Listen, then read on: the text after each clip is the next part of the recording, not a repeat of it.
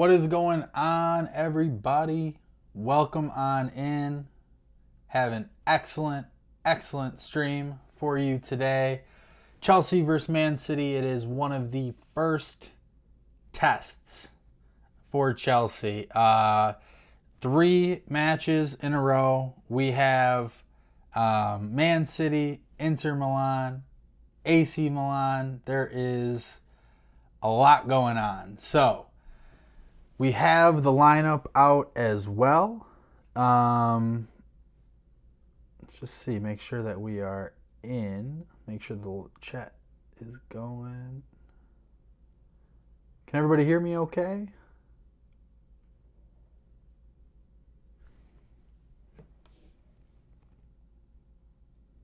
Let me just double check.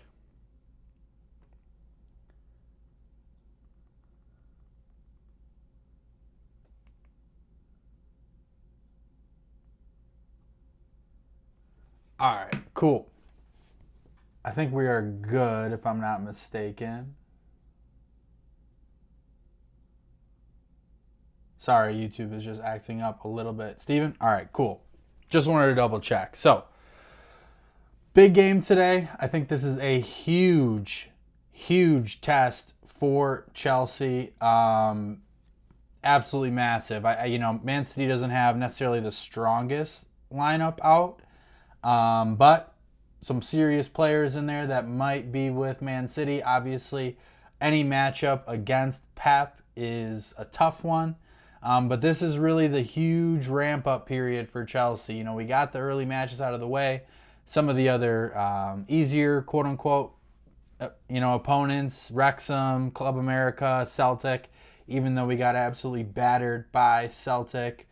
But we got Man City, Real Madrid, Inter Milan, all leading up to a match against Manchester City. I don't know what you guys think, but when I'm looking at this lineup, I'm a little perplexed about what Chelsea might be doing. This is sort of what I think it's going to be.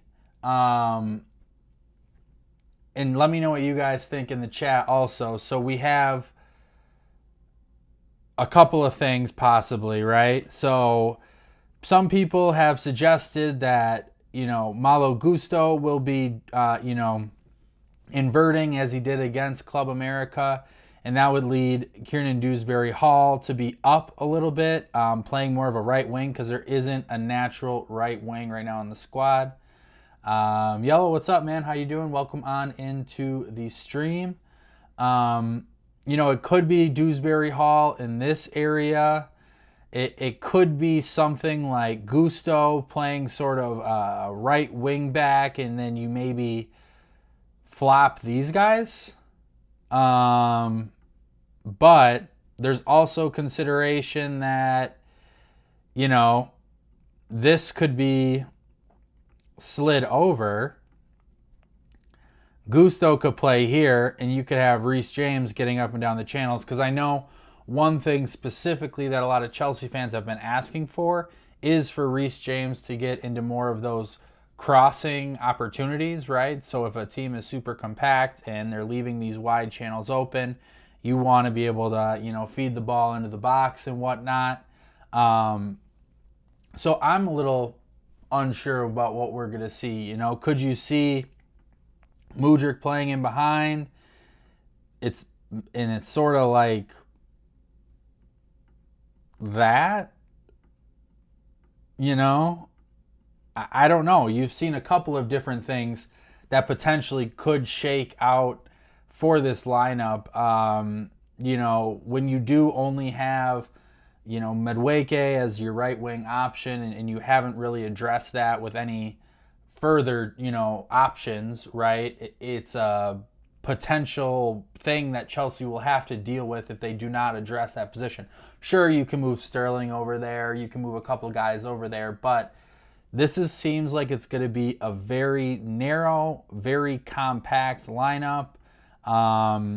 This is not a great area for KDH, because KDH overall is not a touchline winger, which is what you would really think about with an Enzo Maresca side, is that touchline winger on one side, but I'm not seeing that right now from what we have. So it will be fascinating. I do think Malo Gusto isn't a horrible shout to get on that side, but we'll see. We'll see.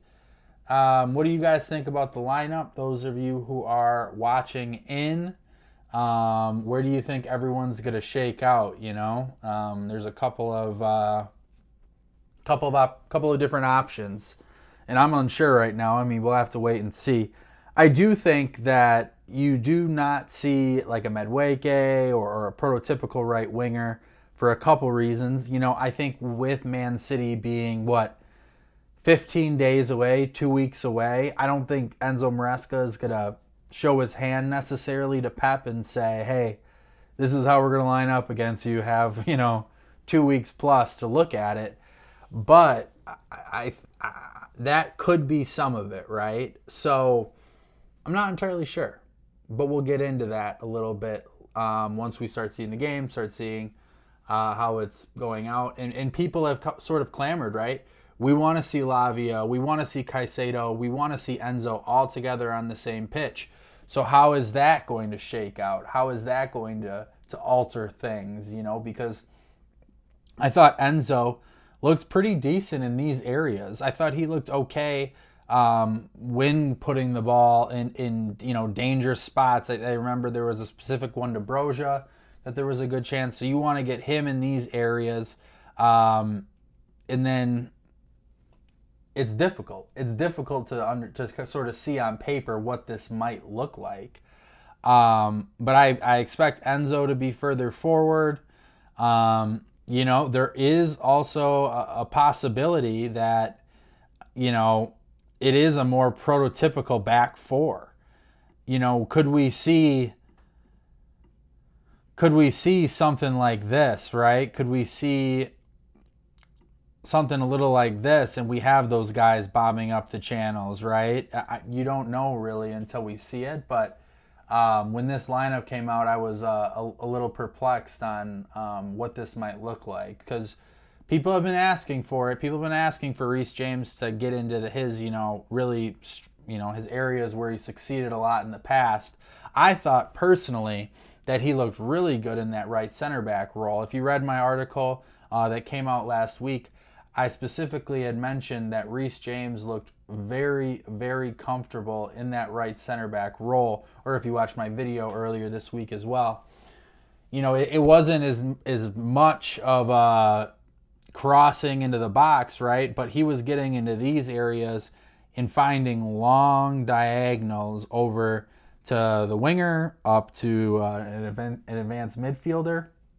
So there was a couple of different ways where we saw Reece utilize his passing, and I thought defensively he was very secure at right center back. Not saying that others wouldn't, but when Wesley Fofana has not been fully fit, when Tosin Adarabioyo has not been fully fit, we then start to ask the question of that right center back position. Now, Reece will not be with the team for the first 3 matches because of his suspension going back to last year. So, also another question I have is, when is that cutoff line? And I believe Maresca said it himself in the press conference. At a certain point, we're going to have to play a couple of matches without Reece to see who fits in that area. So is it a Disasi who comes back? Is it a Fofana that comes back? Is it moving Tosin over, putting Colwell right here at center back, and then, moving Badiashile into that back line?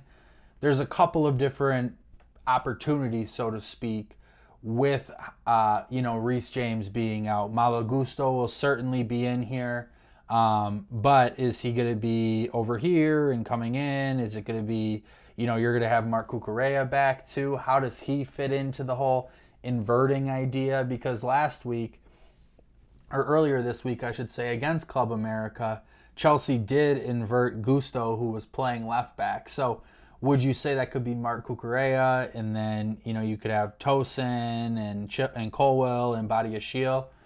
There's a lot of questions that need to be answered, and I think until Chelsea get their full stable of players healthy and back, and Cole Palmer's back, that's going to have a knock-on effect. But with Reese out, there is a couple of things that we might wait to look for, and see. And I think we will against Real Madrid or Inter Milan. We'll start to see that start to play out, right? Because you're going to have to practice with Reese out as much as you want to give him a runway to stay fit. So, before the match, we got about 5 minutes until match time. Here's the lineups for both teams. As you noticed, if you've been in a couple of these streams, the Chelsea one, I got my finger the right way. So the Chelsea one is in the white and orange colors because Chelsea are going to be wearing their new away kits, the white and orange. I really like those. I really like those kits, so I'm excited to see them out on the field with the players and whatnot. Steven says, warm-ups, Mudryk right wing and KDH left wing and Nkunku striker. So that is an interesting one. I think, if you're moving Mikhailo Mudryk over here and you're moving KDH over here, you're probably going to be looking at, give me one sec. You're probably going to be looking at this. Now, I will say that it appeared in the first couple of matches, and specifically against Club America, the right winger was more touchline than the left winger. So I think you're going to really want KDH to sort of tuck in a bit, right? I mean, he's not going to run at defenders. That's not his strong suit. So does he tuck in a little bit, and does he, open up some, and this could be interesting, does he, if the ball is in this area, does Gusto have the ability, well, obviously has the ability, does he have the opportunity to overlap? Because we did see a couple of times against Club America, and this was Sterling, right? But we saw Sterling in these areas, and we saw KDH actually overlap.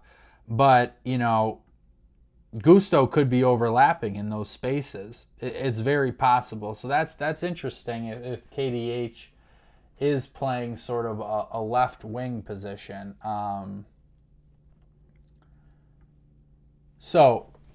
And I also really like Nkunku at striker. I think Mark Guiu has had 3 really good games. I think he's done enough to earn his spot on the team.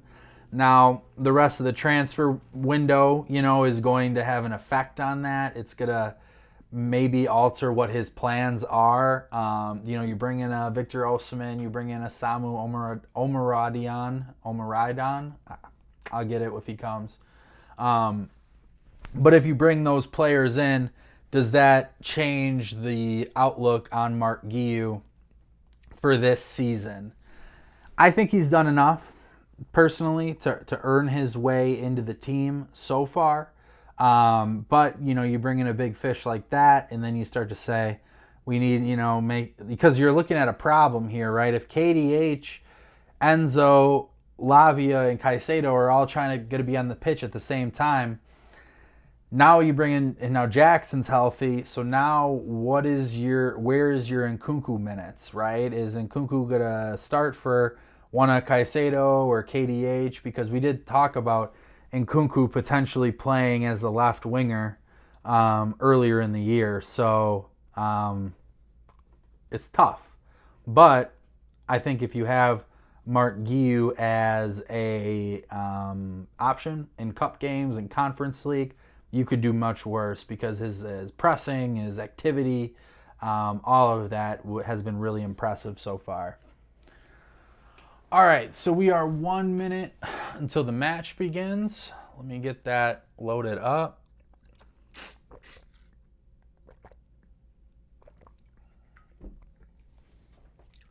Hope we're all having a good weekend, having a good Saturday. Went out and golf this morning, rolled my ankle, which is a common occurrence for me at this point, but hope everyone's having a good Saturday. For those that are watching over in the UK or Europe or Africa or wherever you're watching, hopefully this game is a little earlier and at a better time for you, because the last couple of them have been at kind of bad times. Especially that Wrexham game was at 9:30, so that was a little late for most of us. Even here in the U.S., that was pretty late. So, all right, looks like the game is about to start here. They've put the screen on. Looks like there's going to be about 68,000 people in Ohio at Ohio State Stadium. Should be a good crowd. You bring in Man City and a Chelsea at a big environment like that, you're more than likely to get a full sellout house there. So it should be a great environment. I went to the game at Notre Dame. I'll have a match day vlog on that coming out. I just haven't had the time to edit it, frankly. But met some really cool people, got some really great interviews, and sort of give you guys the experience of a Chelsea match in the USA. But we'll see how this game goes. And like I said when I first started this stream, right? I don't think either team is really going to show their hand too much. Now, to be honest with you, I think people know what Pep's going to do, so it's not necessarily reinventing the wheel. And I think people know what Maresca is going to do, so I don't think it's going to be apples to apples, really, what you see now versus what you're going to see match week 1. But that's something that you need to consider, we do play them in a couple of weeks. So I think Chelsea will not show their hand completely. You might see a little bit different of a lineup, but I'm very excited about this lineup. I'm very excited to see what this, these three midfielders that we brought in over the last couple of years, Enzo, Caicedo, Lavia. That's a big three horse, and I think if you can figure out a way to use all of them, that's a good thing, So then you wonder then where do the goals come from? You're reliant on Nkunku to get that, get the poachers finishes, be active inside the box. You're also really focused on getting Kiernan Dewsbury Hall in good areas. He had a lot of shot attempts against Club America as well, in a really bright first 45 minutes from him. And Mykhailo Mudryk is another guy that we haven't really seen the best of in Enzo Maresca's system at this point. When you talk about what his role will be on the team, it will be making runs in behind. It's not going to be, there's going to be some one-on-one, out on those wings. But you got to get him active. And I think when you start to talk about how Maresca specifically utilizes his wingers, and we haven't seen it a lot to this point, but when you start to talk about using Enzo Fernandez on the same side as Mykhailo Mudryk, what you saw last year against Leicester a lot was these little through passes, right? So you're going to utilize the pace of a Mudryk or a Sterling or whoever the winger is on that side. And this is another reason why Cole Palmer probably doesn't fit over here. But you're going to be looking for these cutbacks right into these areas. I mean, Leicester scored a number of goals last year simply on these little passes, right?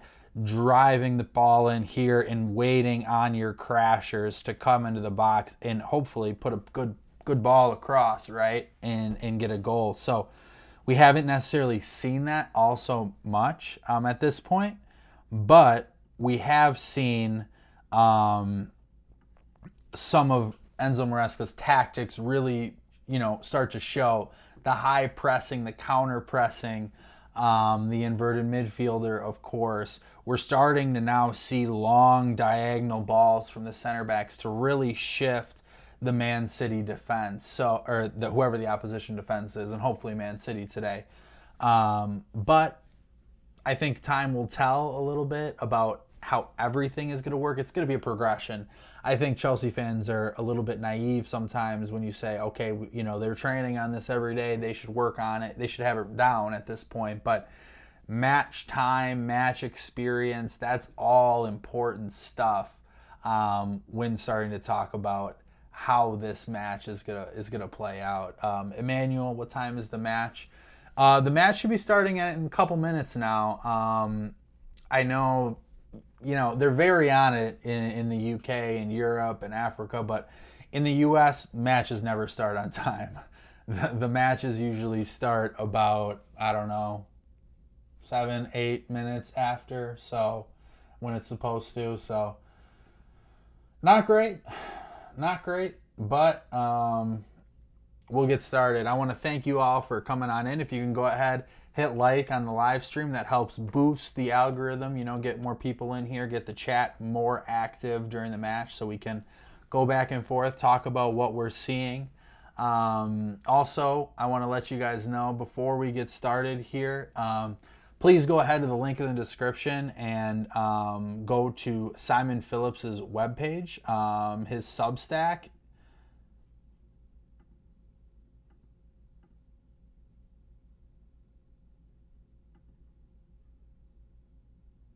Sorry, I think I hit a button.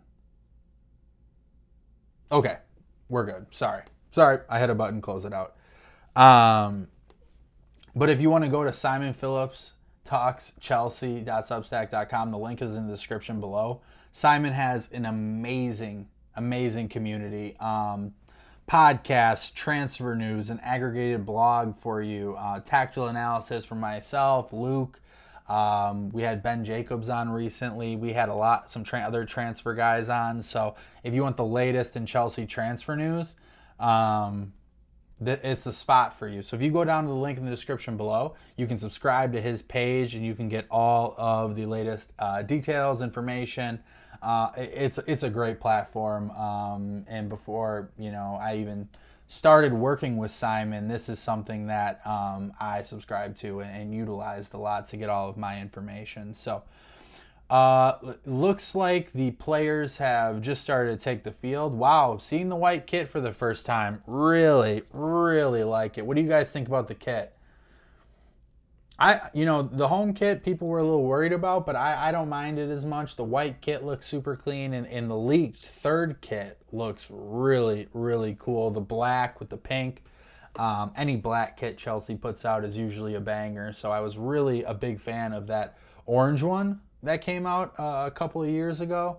That one was sick. I really liked that. It was black and orange. Really cool. All right, so the players are getting into their positions. For those who have been here for a couple of times, I had some trouble with the clock, but I believe I have fixed it to this point. I know I said that last time, but you can trust me, the clock is fixed this time. And we're going to get into it. Danjuma, yeah, so we're going to be doing a watch along, like you see many other content creators do, so the game won't be streamed here. I'm going to be going over some of the tactical analysis, talking to you guys about what I'm seeing from a tactics point. And with this lineup, there's plenty to go over. So you can hop in here, join in, have a good time. We'll chat and get into it. Kevin, how we doing as well in the chat? Kevin, thank you for being here. I really appreciate it, man. Love when the chat is active, guys, so let me know what you guys are thinking in the comments below. Please be vocal because it makes talking about this a lot easier, talking about some things as well. Moses, welcome on in, man. Thank you for being here. Really appreciate it. And looks like they're doing the final huddles, and then we're going to get started here. Really interested to see what this lineup looks like.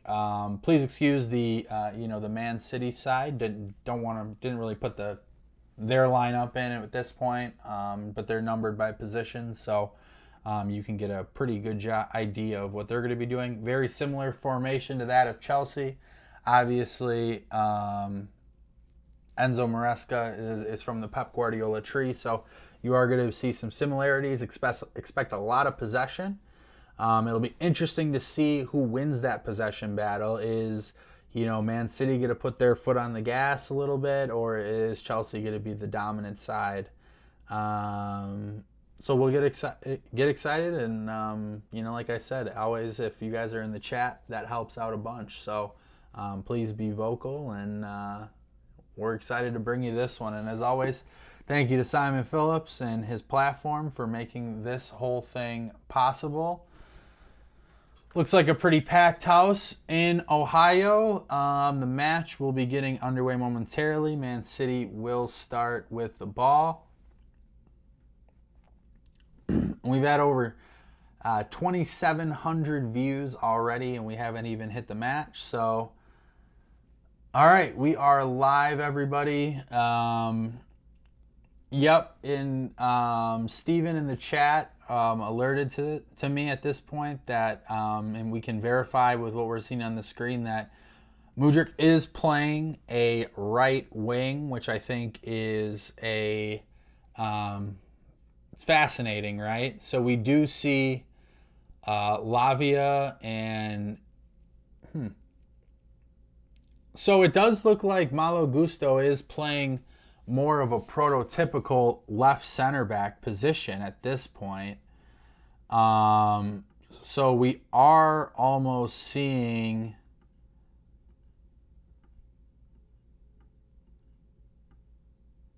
this. Now I'm sure some of that will change. The match just started, obviously. But we are seeing a pairing of Romeo Lavia and Moises Caicedo playing together. So that's fascinating. Now, Dewsbury Hall is tucking into these spaces a little bit. Okay, so actually, now that Chelsea have a little bit of the possession, it's actually like this. So I'm thinking that Mudryk and Gusto are sort of playing as wingbacks.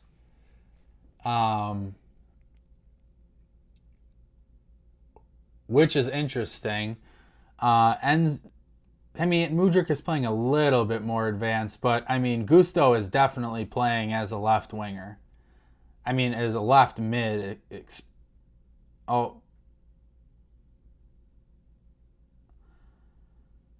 And Chelsea have given up a penalty. It was a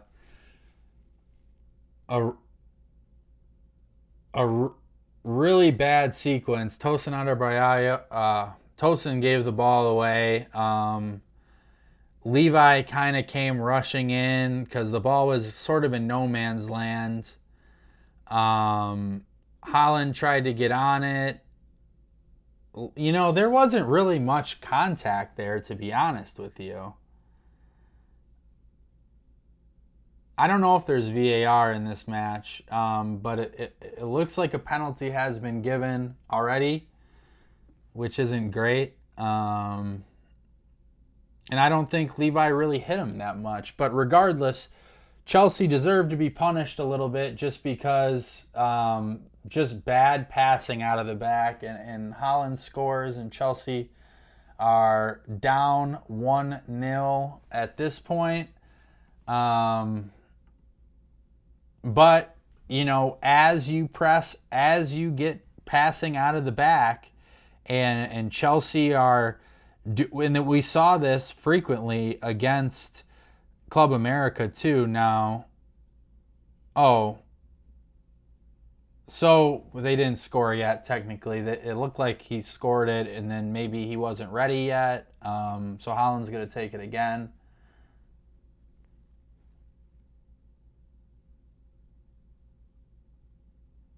Let's see what happens here. I mean, Robert Sanchez had it. It was the second time Haaland went the same way, and Manchester City score 1-0. Sanchez really, really poor from the save. I mean, he guessed the right way, and it just snuck under his arm. But, yeah, I don't know. It doesn't look like a penalty to me, frankly. And really bad from Robert Sanchez on that penalty save. So going back to the mistake that led to that. So Chelsea, when building up out of the back, right, they'll often utilize these midfielders and help, and they assist in the buildup. So the ball will go to the midfield, and then another mistake from Chelsea, another turnover, and it's 2-0. Not Chelsea are getting pressed out of control right now. It is 2-0. Two bad mistakes, horrible mistakes out of the back from Chelsea. Both Moises Caicedo, frankly, and this is his first match, right? But the problem is that when they're playing it out of the back, the center backs will pass the ball to one of these midfielders, right? So if the ball goes to Colwell, Lavia comes in. If the ball goes to Tosin, Caicedo comes in. And when Caicedo gets this ball and tries to pass it back to Tosin, these guys are really pressing in, right? They're really pressing in hard. So these guys need to be very quick, very active, and decisive when making those passes. But you know, and it happened again the second time. Caicedo came in, and we saw a turnover, a lazy pass back here. Haaland was able to get on it and put it in. So an absolutely pitiful start from Chelsea at this point. You know, Caicedo hasn't looked comfortable in these first 6 minutes. It is preseason, so let's hold our horses because this is Caicedo's first game, but you don't like to see that. You don't like to see building out of the back how many problems there are. And when you start to play against better opposition, you're also going to see these teams really hound you.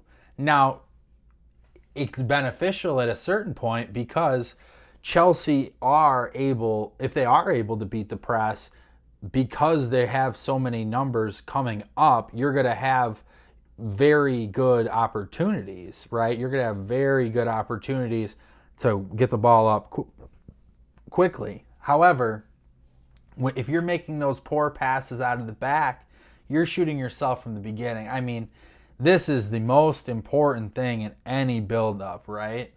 So something that needs to be addressed. These are 3 really tough games coming up. Man City, Inter Milan, Real Madrid. So Chelsea will have their hands full, but these are good tests. And despite the turnovers and whatnot, you know, you just can't be that lazy. And once again, we're, you know, in the 7th minute, and Man City are swarming Chelsea, and Chelsea looks somewhat lost at this point.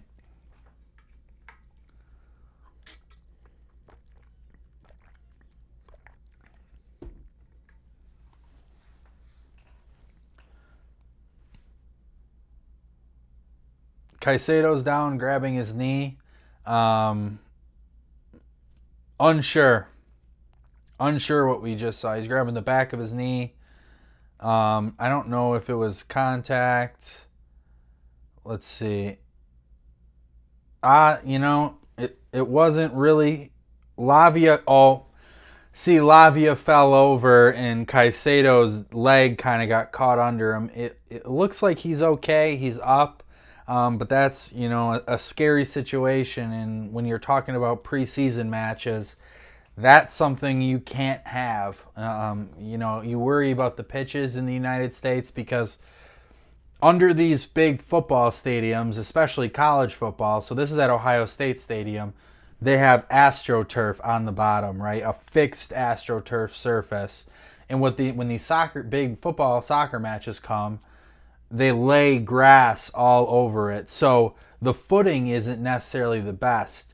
And the ball, when the ball bounces on it, usually it can die, right? So when I went to the Notre Dame game, and Notre Dame has a very similar surface underneath, we saw a very, you know, similar problem with the ball bouncing weird and turf flying up. So not ideal, but hopefully Caicedo is able to recover, and he's out there, he's running around, so it looks like he's okay. But bad start from Chelsea, very bad. No 2 ways to say it. Decision making has been poor. A little rust for sure. but you just can't be making those mistakes in the build-up because you play against any quality team, that's going to be the problem.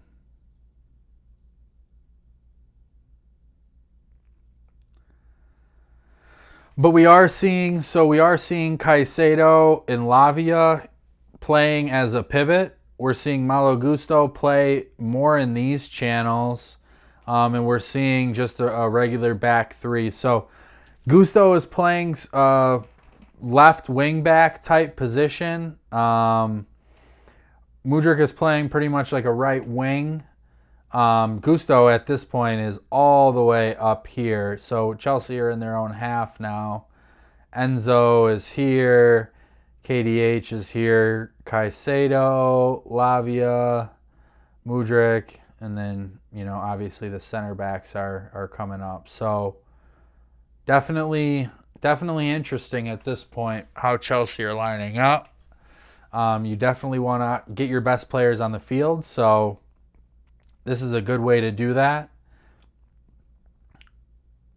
Really nice long ball here. Now, it wasn't completed, but when Chelsea were building out their squad, one thing that we noticed for certain was that from the center back position, they wanted tall, good passing range, very, great, good on the ball center backs. When they bring in a Tosin, when they bring in Badiashile, Disasi for every, he makes mistakes, but he has good passing, some would say.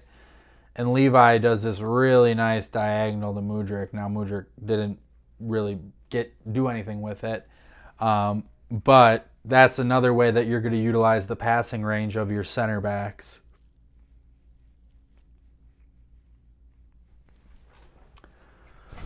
So we're just getting started here. Chelsea are down 2-0, but we are starting to see Chelsea get a little bit more comfortable. Man City isn't as tight on them, but we're starting to see Chelsea just get a touch more comfortable in the match so far. And for those of you that are watching, if you want to go ahead and drop a like on the button, if you're not subscribed to the channel, please do. Every click matters. It's absolutely free to you. If you like the content, you can go ahead, hit that notify me button as well, which you can get notified when we have a live watch along or I post a new video. All that stuff is welcomed and greatly appreciated. So we're seeing a little bit of rust. We're seeing a little bit of caginess from Chelsea. We're seeing a couple of different things. It looks like, if I'm not mistaken, it's sort of looking like this, right? Enzo and Dewsbury Hall are flanking Enzo, and they're relying on Mudryk for some width. Malo as well is coming up there. So you're really leaving your back three on an island back there. Could be susceptible to some long balls, and just on cue we have a long ball. Probably would have been completed, but the turf just killed the ball. I mean, the ball just did not bounce. Chelsea on a little bit of a break here. KDH on the left-hand channel up to Malo Gusto, who's playing that left wing back type role. It's nice. He can come over, get the ball on his right foot, get some crosses in. That wasn't a good one, but I get the idea, right? You get the idea. You see Nkunku diving in. You see Enzo coming into this area. Dewsbury Hall as well. So there's a couple of different opportunities for all these guys. What are you guys thinking of the match so far? Definitely not a great start. Caicedo is on a yellow card already for a foul. I would imagine Caicedo only goes about 45 minutes as this is his first game. Cool, Jason. Give me real football. Yeah, friendlies are sometimes tough, right? Because you have rotated squads. You have teams not wanting to show their entire hand. But I'll take it versus no football, right? So that's good. But yeah, no, preseason can be sort of tricky. But just think about it. We're 15 days away from the season starting. We have Man City on Sunday, and then we go on for I think the Conference League game, playoff game is on the 22nd. I think it's on that Thursday, if I'm not mistaken. So, a lot of football. Chelsea will have a lot of matches this season.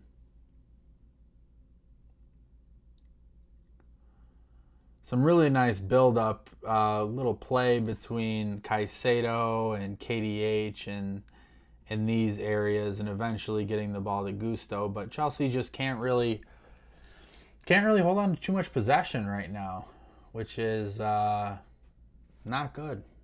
Not good. Not good to say the least.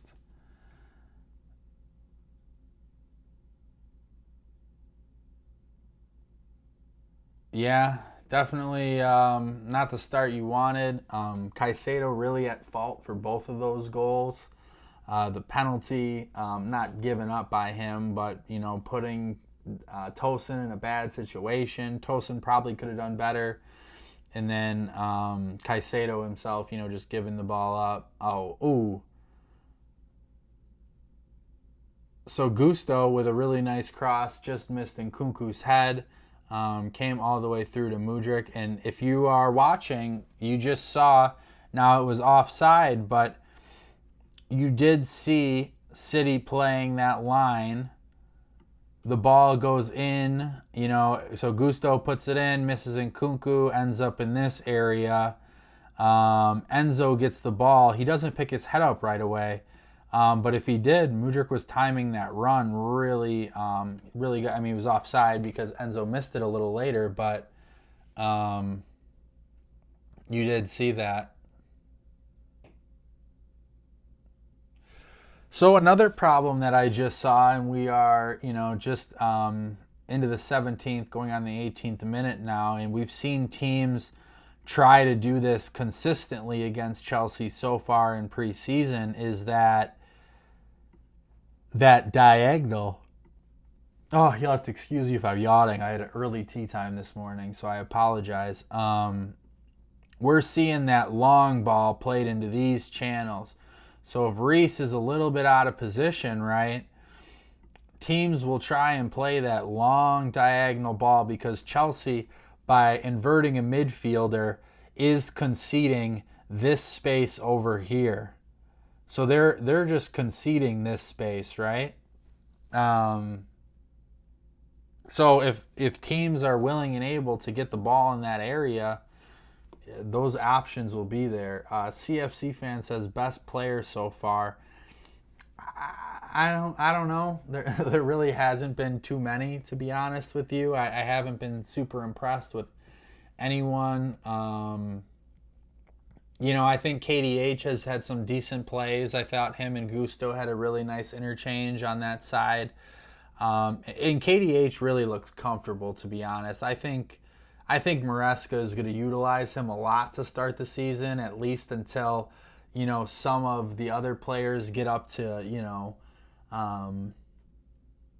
get up to speed with what exactly he wants to do. Because if you don't know what you're doing, you're going to have moments like that, those two Caicedo moments where, a misplaced pass because you're unsure of the space that you're in. Playing out of the back, there's some issues. So I think Chelsea are really going to rely on KDH to start the season. But we are seeing one of the tactics that I mentioned earlier. We're starting to see when Chelsea do lose the ball, right? We're starting to see that pressing immediately take place. So Mudryk's over here. He eventually loses the ball.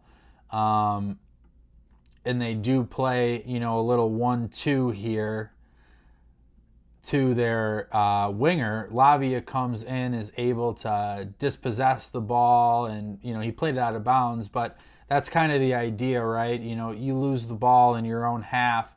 Maresca really wants you to go ahead right away and try and win it back. Chelsea are on a nice attack here. Mudryk is interesting on that right-hand side. Now, he can't naturally cut over on it, obviously, to get shots off, which is interesting. You know, you probably want a left footer over there. But they're looking to utilize his pace, for sure. And I think if City is playing a higher line, you know, finding Enzo where these center backs have to make a decision, you know, there's opportunity here for a little pass to be played in here. So I wouldn't be surprised if one time here coming up soon, we don't see this little tactic come into play where, you know, you try and get Enzo the ball here and make this left center back, Gvardiol, make a tough decision.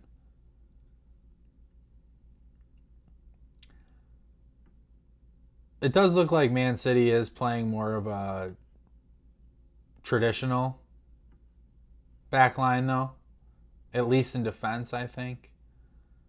So they're not, you know, City are used to usually inverting a center back or you know, a left fullback or whatever, but it does seem like they've taken the taken that idea out of there and played a general back four. So some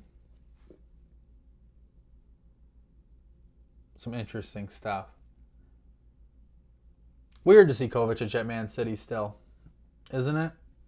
I mean, same with Jorginho just a little bit. It feels so long ago since they were on the team, even though it's only been, what, a season?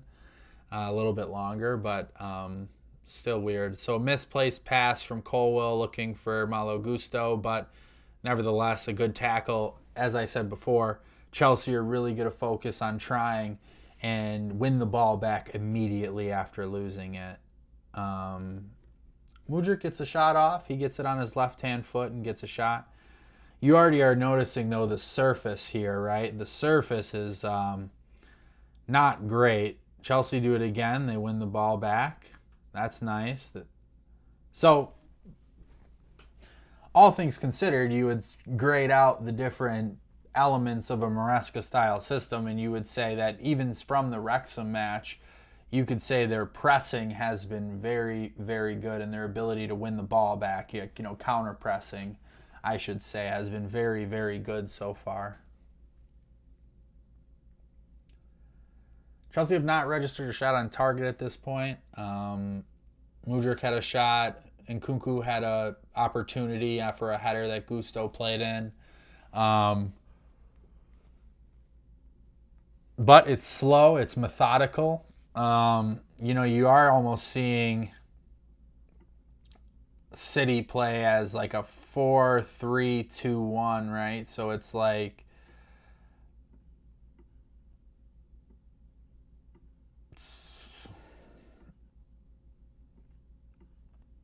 it's sort of like this, right?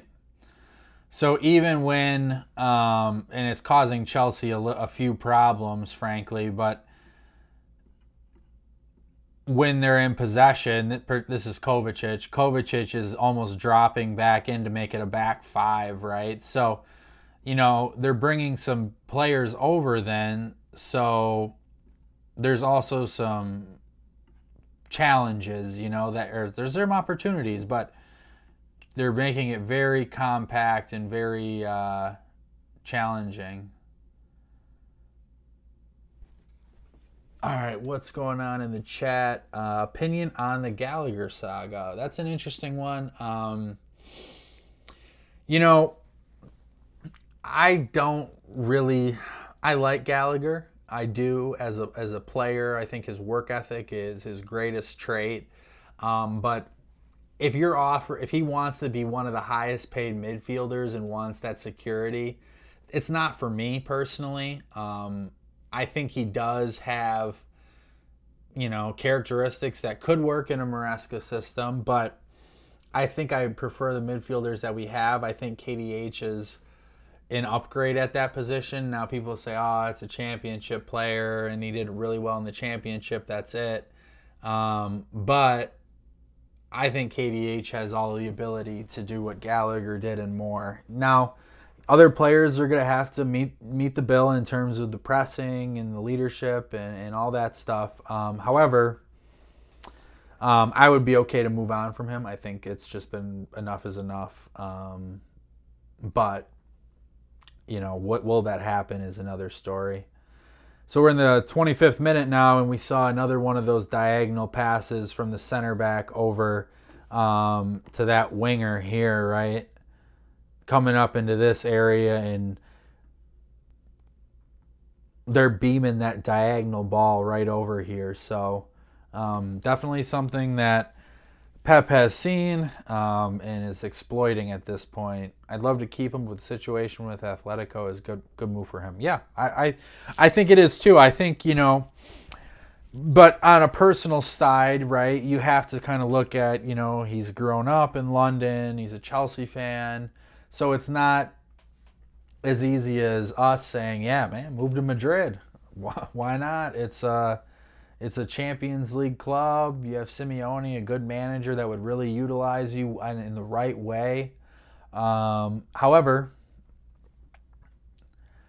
you can sort of understand why he might be reluctant. His family's Chelsea fans. They grew up in this area, so difficult. All right, so we are in the hydration break.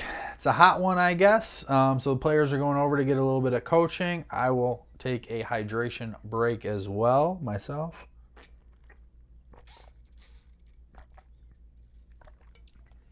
Got to get that water in, folks. Got to get that water in. So let's get a first half of the first half recap to this point. Chelsea gave up a penalty. Wasn't really clear cut. I think if there was VAR, it would have been overturned. Sanchez had an opportunity to save it. Didn't. Chelsea are trying to build up from the back. Reece James is over here. They're pressing in. Over here. Caicedo comes in. There's immediate pressure, but Caicedo sort of lackadaisically just pops it into this area. Erling Haaland comes in on it. You can expect sort of what happens at that point. Chelsea have looked okay a little bit in possession otherwise, but when you play against these good teams and they're going to pressure you, and you have a guy like Caicedo who just got to training, last week, a couple days ago, it's not as easy, right? On the U.S. feed, at least, we see Pep vehemently coaching his guys. As always, this is why Pep is good. Maresca as well is giving Reece James a little bit of instruction. And I think overall, guys, you have to sort of give it a little bit of time. And I said this on my video, I think it was 2 videos ago, about, you just want to, if they're going to make mistakes, and this is the time to do it, obviously, when the games don't matter. However, if it's mistakes, I want them to be the right mistakes. I want them to be because they are trying to execute his tactic, because they're trying to execute what Maresca is really trying to do. And you could say for both of these that they were trying to execute it, right? They were trying to get those midfielders to move up. They were trying to build out of the back how Maresca wants to. But, a poor pass, and maybe the field is a little bit of a concern. Definitely wasn't all the field, because the pass was not hit great. But you do notice, if you're watching the game along with me, the ball is not bouncing correctly. And I said it earlier, but that turf that's underneath, when you just lay grass on it, it doesn't have the natural bounce that just a grass field would offer. So there's probably a little something with that, right? But nevertheless, the passes have not all been great.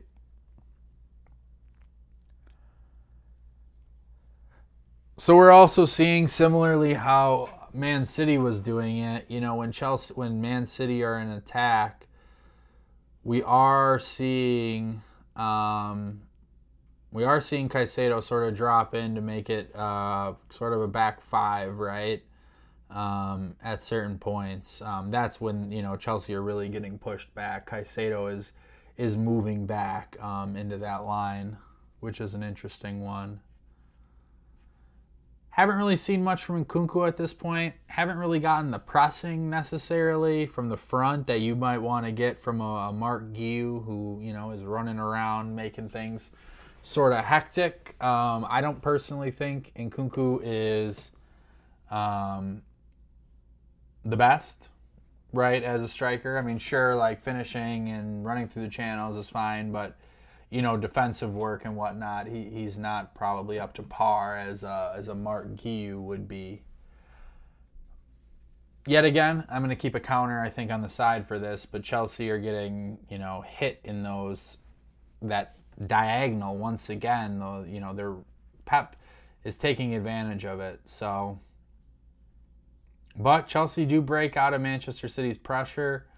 Kieran Dewsbury-Hall finds it over to Gusto, who makes an errant touch and turns it over. But we got the ball back, so it's okay. A little sloppy for my liking thus far. Definitely doesn't look like Moises Caicedo is comfortable and as ready as he needs to be. But as I've said, these games are for, to make mistakes if need be. As always, guys, if you could just hit that like button, that'd be a fantastic thing. Much appreciated. To get likes on this helps the algorithm out quite a bit. So one quick button if you haven't already. And for those of you who have, more than greatly appreciated. So thank you very much, as always. So 30 minutes in, don't think Chelsea have had a shot on target. That's a little concerning. Overall, I mean, again, other than Club America, where everything was really humming and looking good, open play-wise, Chelsea have struggled a little bit in creating some chances. Against Celtic, they had, I think, 10 shots on goal, which was a lot. It was a pretty hectic game, but, you haven't seen as many clear-cut chances as one might like. So, we need to bump those numbers up quite a bit. So, hopefully those come. Now this is also, a turnover. Nkunku to Enzo. Enzo slips a little bit on the ball. Good opportunity, good counter pressing yet again. Could have led to a potential opportunity for Chelsea. But the field is a concern. Enzo slipped a little bit. I think he had Nkunku probably had a pass to a running in KDH, but that pass wasn't made. We are seeing a lot more play to Mudryk. I think overall, Maresca's side sort of favors that right-hand side a little bit more, and I think Chelsea have gone to that a little bit. Really nice 1-2 from Lavia to Caicedo over here, and you beat the pressure. You can find a KDH, and then a Gusto can come up over the wing. All right, Chelsea get a shot, not on target, but Nkunku, Lace puts his boot through one and a good opportunity. So Gusto had it in this channel. KDH was here. The center back was laying off a bit. Nkunku got it from KDH into here. Put a move on defender a little bit. Shot it just wide, but a little bit better from Chelsea. A little bit better for sure.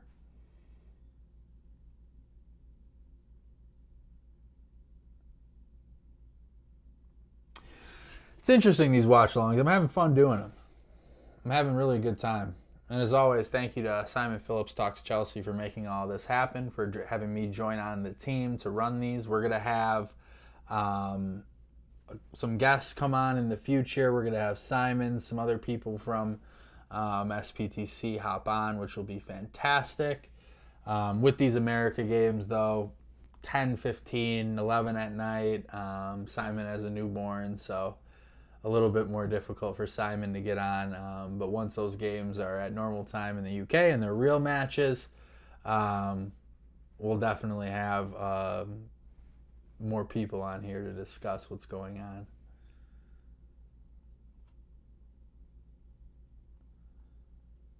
Once again, that space over here is exploited. Mudryk does a good job to get back, right? And actually does really good to get some defensive work in. But, when that space is exploited over here from those diagonals, it's paramount. And that's one thing that Noni has done a really good job of, I thought.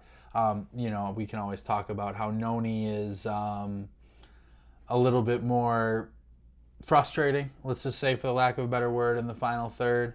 But, making sure that right winger and, the left wing, in this case Gusto, is getting back for those diagonals, because once you start... Oh, Holland had an interesting opportunity there. But once you get in those diagonals, if Reese is even slightly out of position, this guy needs to be busting his tail to get back there. So, interesting stuff, never to say the least. Looks like a pretty good crowd. Looks like I'd say about 3/4 of the stadium is full. Now, Ohio Stadium has, I don't know, I think it's almost like 85,000 seat stadium, so it's pretty big.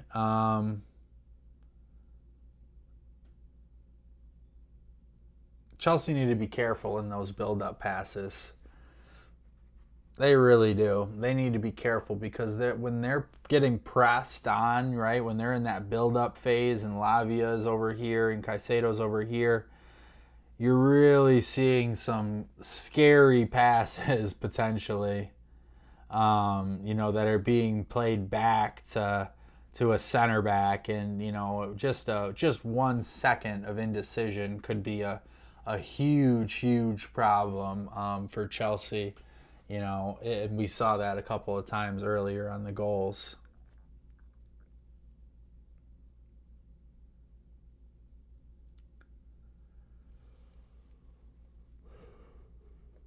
So Man City themselves, obviously it's important to talk about what Chelsea's doing, but it's interesting to look at what the opposition is doing against us to sort of talk about how we're going to mitigate what other teams are going to be trying to do, right? So they're playing that 4-2-3-1, so they're really pressing, they're really pressuring. Manchester City are. Let me just build this out. So when Chelsea are in the build-up phase, we're seeing a couple of different things. Obviously, Holland is providing that front pressure.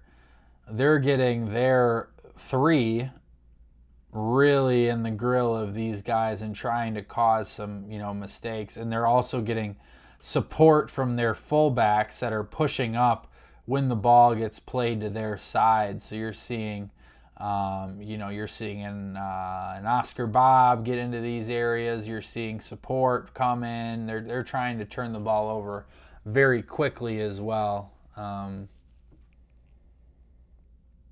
Mudryk with a turnover.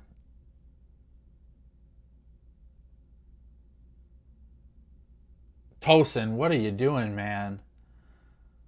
Tosin just with a very, very lackluster. I truly think, and I'm not just saying this to make Chelsea look better, because I don't think they've looked very good at all this half, but I think the field and the bounces are not what the players are normally reacting to, right, and normally expecting. You watch against Club America, where they're playing on Atlanta United's field, which is tailored to soccer. Those balls are bouncing correctly. But you see when they play at these football stadiums that are pseudo, they're just laying the grass on top of the turf, the ball isn't bouncing. I'm just watching the replay, and a ball that should have bounced, well over Tosin's head, which is, he's a very tall guy, just dies in front of him. And Caicedo with another foul on Erling Haaland, so he needs to be careful.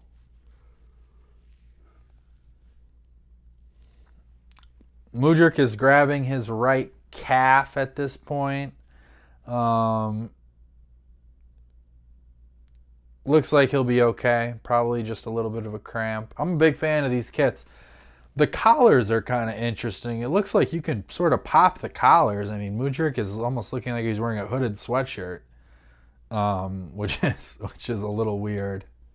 What do you guys think about the kits? I kind of like them. It'll be interesting to see also how many minutes that these guys end up playing and what changes could happen. You know, this is the first time we're seeing Enzo, Caicedo, Lavia at the same time. So how long does that experiment kind of go?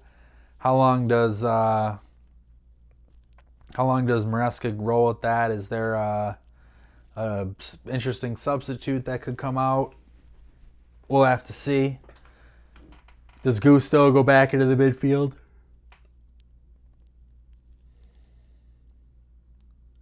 Enzo looks a little better. He doesn't look very rapid, very quick at this point. But it's early. I'm not too worried about Enzo and Caicedo. I'm not worried about Caicedo whatsoever. You know, last season he started out pretty slow, but by the end of it, when he kind of knew what he was doing, he was really putting in good performances. And you know, these guys have just came back and trained, you know, a few times. Now Lavia with a turnover. Wow, Tosin, really critical interception and deflection there.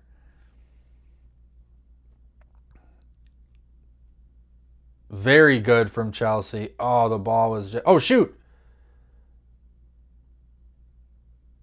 Oh, no.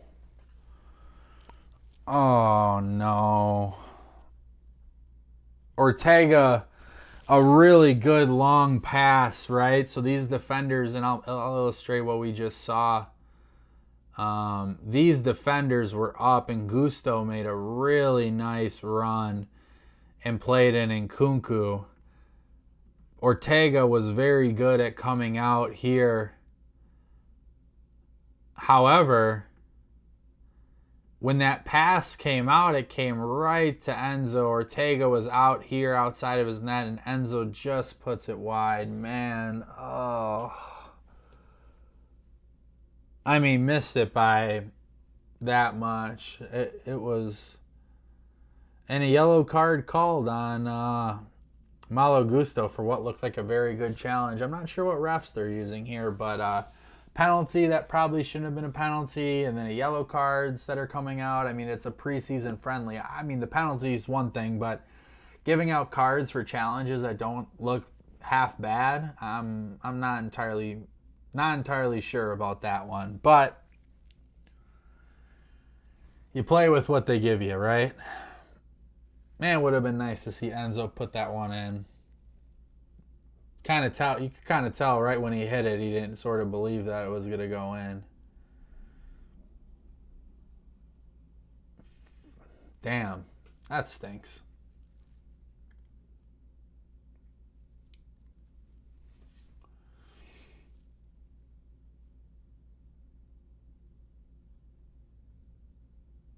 Now, interesting, you know, Chelsea were sort of out of position. Their center backs, I think Levi was up here and everyone was up here. I think the closest guy was probably Reese, right? So they play a nice diagonal ball over to Haaland, who's literally on an island with Tosin. And Tosin, you know, big, strong guy. He was manning up to Haaland, and I thought it looked pretty good. They called a foul because he was grabbing his shirt, but, you know, with that island that was out there, that was pretty good.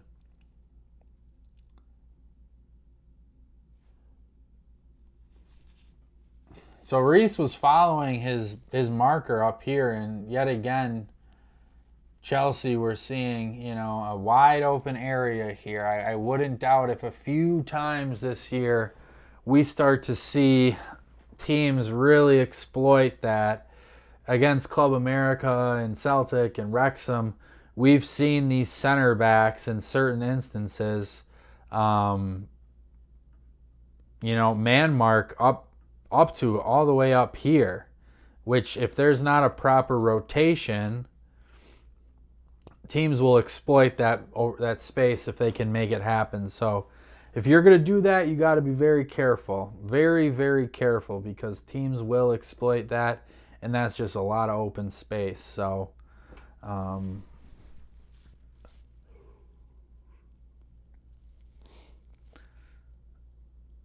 Chelsea fouling a lot.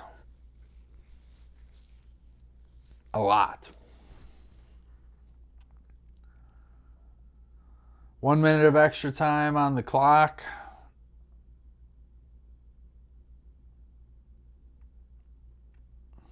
Not a good half. Some decent moments, right? Good counter pressing, good, regaining of the ball in good channels. But in this possession-based system, and I understand we're going against Man City, so it's not going to be as easy as one would think. But in this possession-based system, you would like Chelsea to see, have a few more natural goal-scoring opportunities based off of the possession. Like some of those opportunities that KDH was having against Club America, right? You want to see that a little bit more and do it against a quality opposition. Well, Chelsea they've done it. They played that nice. Oh, they got a corner. Let's see if they let them take it.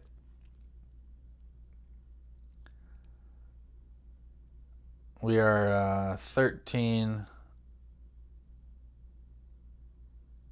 We're about 20 seconds over the minimum added time. Man City's players just sat on the field, literally right in front of the corner flag, when he could easily move a couple steps back and be off the field. But nothing like preseason fun, right? Nothing like some preseason shithousery, so to speak. Oh, he did his hamstring. Yeah, 97 on Man City pulled up. He did his hamstring, unfortunately. That's too bad. But looks like Chelsea will have an opportunity here for a late corner kick. I've been generally impressed with Chelsea's set-piece delivery so far. I think they're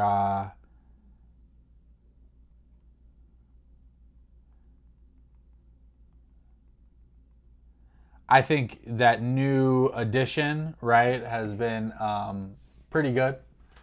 I think that new set-piece coach has done some things already. I think you're seeing him wanting to get more taller players, more center backs, different rotations in the box on corners and whatnot. Reece James is very much being utilized on both sides. Now when Cole Palmer is ready to go, is he that guy? We'll have to wait and see. But, all right, last corner coming in. We're 3 minutes into extra time now. We'll see how many changes Chelsea end up making. It's been different each time, right? So the Wrexham game was a full 11, and then that was really bad from KDH. That was a really bad cross. All right, we are into the halftime now.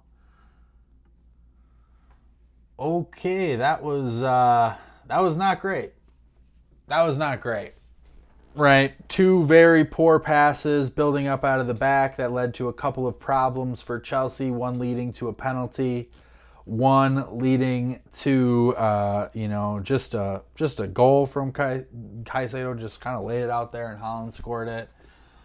Chelsea have looked a little bit more secure defensively so far in the second half. We'll have to see how these lineups come out, how many changes are made. I will say that we did notice that Chelsea, in their previous match, when they did not do well against Celtic, almost brought out the entire same 11. So I would, maybe suggest that might happen. Maybe Caicedo comes out because Caicedo is, recently back into the squad. But overall, not too impressive. Not too impressive, to say the least. And at this point, I'd like to see players that are actually going to be here. Like, bring on Jorgensen for the second half.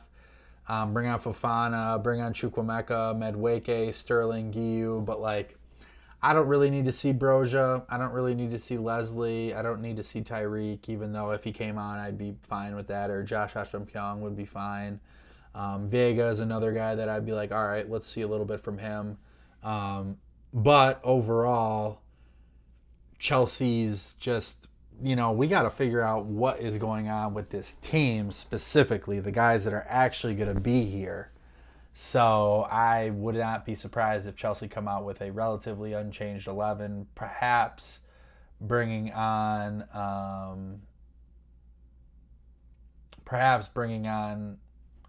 was Badiashile not on the bench? I don't have him in my bottom.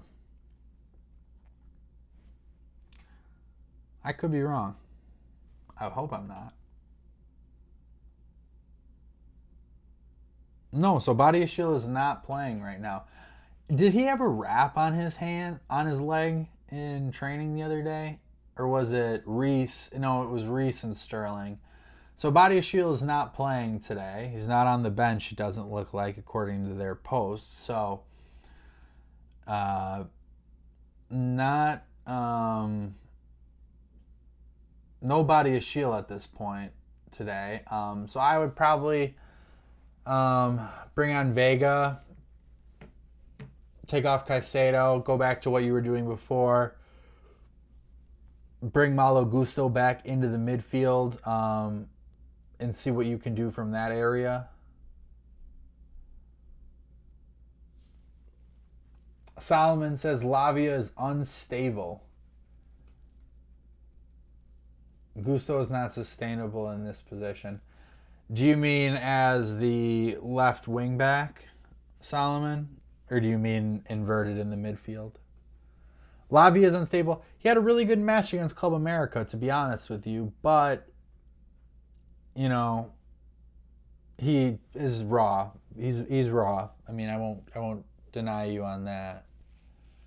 Gallagher is the best standard. I don't disagree necessarily that Gallagher would not work in this team. I think he would be fine, but it just appears that the club are ready to move on and move into other areas. So we'll have to see how that ends up looking. If you're in America, these games are on ESPN, and I just hate the punditry. They just basically just crap on Chelsea for 45 minutes. It's not great. Move myself over. All right, so what do we think for subs here? What do we think is going to happen? I think you're going to see another couple of minutes from Dewsbury Hall. I think you would probably like to see Noni Madueke come on.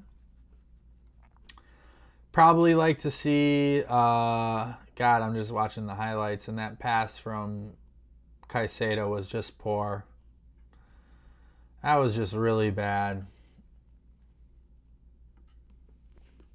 I mean, it's preseason, like I said a couple of times, but that was not good, to say the least. Yeah, you're right, Solomon. Team confidence is required. This is not a system that happens overnight, and it's not. You did see Leicester do really well last year and win the league last year, but you're talking about a lot of senior players that have played in a lot of different opportunities. Man, that Enzo shot should have went in, which it didn't go in, but Chelsea have one shot on goal. Now they have 222 passes completed, so Chelsea or Man City have decided to sit back a little bit and let Chelsea have the ball, which is interesting. But what do you do with the possession? That's kind of been always the big question for Enzo Maresca is, what do you do with the possession? And people at Leicester were saying the same thing, right? Boring, but when it hums and when it works, it really works. So we'll have to take some time. I think you watch the Club America game and you can start to say, okay, yeah, that's how I can expect this team to maybe play for real. Because you got a lot of good opportunities from KDH. You got a lot of good opportunities from Nkunku, from Giu looked really good. But not necessarily not necessarily in this match. Solomon also says the confidence of City players supersede Chelsea's. Yeah, I think it's just comfortability. I think, when you have a manager there for 7-8 years or however long Pep has been there, and you have people coming through the academy playing that system and understanding what it's going to be like when they get to the first team, you have younger players that are going to come in and not really miss a beat. Sure, they'll be a little raw and maybe the scene will be too big for them. But I think that's what Chelsea hope to build, right? They're bringing in people from Man City's academy. They're bringing people in, and they're trying to build it so that, and even in Strasbourg, they're bringing in a manager that plays Maresca-style system.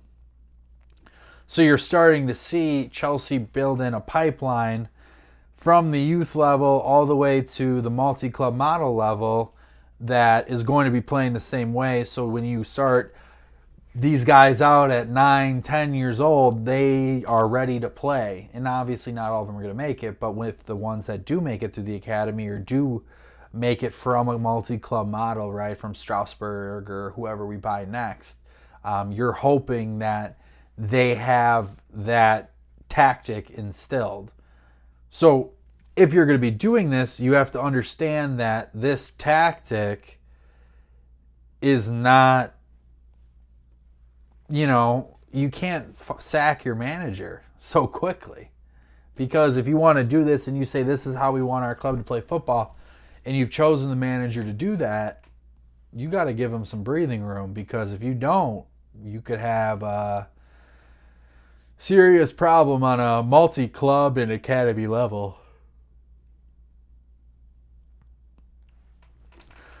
So, looks like Chelsea are in the process of getting some things together. It's not going to happen overnight. But I think we're going to see Jorgensen. Don't think Sanchez has really done anything too wrong. We did notice that Sanchez probably could have saved that penalty. I think all of you would agree with me on that one. Suli says, yeah, for me, the players fight for their own dignity. It's an interesting way to look at it. You're not the first person to say that, this isn't quite a team yet, right? How some other teams have that camaraderie and that willpower. But when you bring in so many different players, it can be challenging to have that unity and have that fight for their own, the club and whatnot. Now, I will say that these players are younger, right? They're a little younger, so natural leadership and natural wherewithal and natural, bravado, so to speak, is interesting. But it'll be interesting. Solomon also says, imagine Enzo, Hall, Caicedo, and Lavia at the center, yet James is suffering heavy crosses. Well, I think when you start to... So what do you mean a little bit about that, if you could explain in the chat? And it doesn't have to be super long, but are you talking about Reece playing like right center back, or what do you mean? And then he says, seriously, last season's build-up is still better off than this model. Yeah, I mean, last season's build-up had its moments, certainly, right? But it also had some inconsistencies as well, right? And you want to take sort of the variety of the... Right, I just think, you look at Chelsea and you say last year, what was the problem? It was every week you did not know what was going to happen. With this Chelsea, with how we're going to play and how the tactics are going to be rigid and focused and almost to a certain extent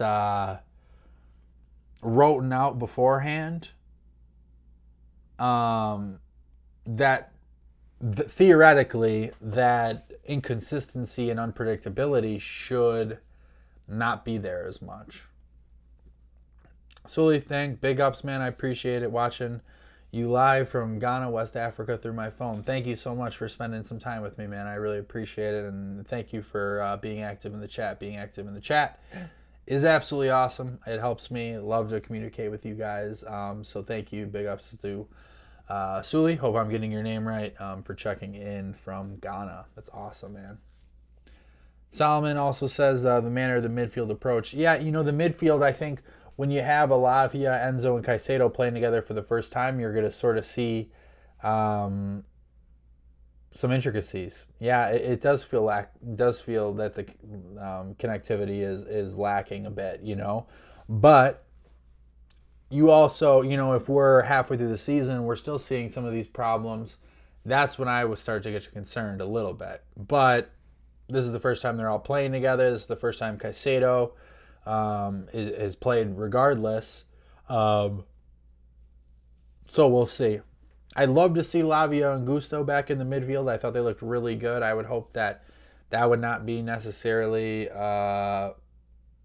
flash in the pan, just against Club America. But hopefully that's something that could continue to grow, and maybe that's a partnership that you could see more and more. So we'll be waiting to see what the subs are.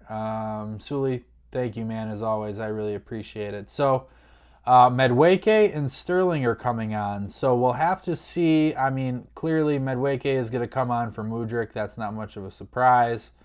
Sterling maybe is coming on for...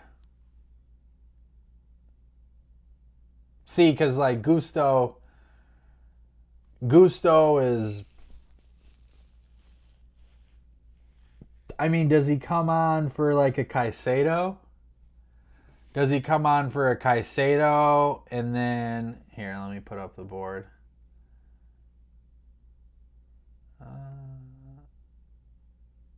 I gotta fix the clock too.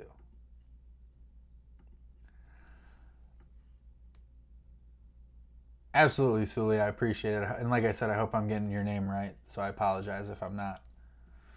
Is it going to be a Caicedo coming off? And then is it Sterling coming in? And we're seeing this? Because I thought this cooked. This cooked last time. I was really impressed with how this looked. You bring Gusto into the midfield, and you do get, Gusto's activity and whatnot in the midfield, which I thought was good at times. And I thought Lavia looked super impressive. And I think Caicedo, you want to start Caicedo off easy, 45 minutes, has a yellow card. Not that you're really worried about him getting a red in a friendly. I think it would be, a ref would be hard-pressed to have a red card in a friendly. However, I guess you can never be too certain on if that's going to happen or not. So second half is going to start. Malo Gusto is out there. Lavia is out there. Tosin and Kunku. So we're starting to see some of those same guys come back. Thank you, everyone, for the views and whatnot at this point. The likes have been incredible. The chat's been very good as well. Up to 8,256 views on this as well, which is excellent. Excellent stuff from all of you guys. I really appreciate that. And thank you for the people that have been here the entire time. That is absolutely fantastic. And having everybody in here has been great feeling. So much appreciated. We have an excellent night tonight of matches in Real Madrid and Barcelona, Manchester United and Liverpool, Chelsea and Man City, of course. So really good night of soccer, football, whatever you want to call it, here in the United States for all three of these matches. So lucky for everyone that gets to go see these games. Us U.S. fans do not take the experience lightly. We love to show out for these matches and have a good time. So we'll see what happens here, where some substitutions may happen. Like I said, Madueke and Sterling will be coming on. I think Sterling will be coming on for Caicedo, and Madueke will be coming on for Mudryk. Mudryk was down for a little bit, was kind of grabbing his calf a little bit, so precautionary and whatnot. Mudryk has not got off to the best start. I think a lot of people in the beginning of the season, when talking about Mudryk, people have said, "Yeah, maybe this rigidness of the system would really benefit," but we haven't seen that so much. Man City making a couple of changes. It looks like Man City's wearing these WWE uniforms, which is kind of an interesting collab. So that, if you notice, if you're watching the match, on the back of their jerseys, they have the WWE symbol underneath their numbers. Yeah, so Madueke for Mudryk and Sterling for Caicedo, as I suspected at this point. Not shocked. I think Caicedo and Lavia was not off to a great start, frankly. I got the clock going, so we're happy about that. Always good to get the clock going. Gusto has now inverted into the midfield. Sterling is now on the left wing. Madueke is on the right. And Chelsea immediately get into some really good positions. Now Madueke is on his side. He puts the ball in. Doesn't get anywhere, but immediately Chelsea look a heck of a lot better. With Gusto in the midfield and Lavia and Sterling. A sneaky suspicion I've had, and if you've read any of my articles on Cy Phillips Talks Chelsea, I really think that Sterling could be one of the biggest winners of this Maresca system. I think he is direct. I think he knows what he's doing from his time at Man City. It's not apples to apples, so to speak, but it's pretty similar. But you are starting, you know, right away you saw, and I'm sorry, Gusto. Well, Gusto's on this side, but Lavia was up here, and Lavia and KDH and Sterling were in making some really nice triangles over there. So Malo Gusto, prototypically a right back, is playing left back with the ability to go into the midfield, and I've really liked what I've seen to this point. Really liked what I've seen. 10:47 here in Ghana. Yeah, it's 5:47 here in the United States. We are in Wisconsin, right outside of Milwaukee. So thank you for staying up this late with me. It's always appreciated.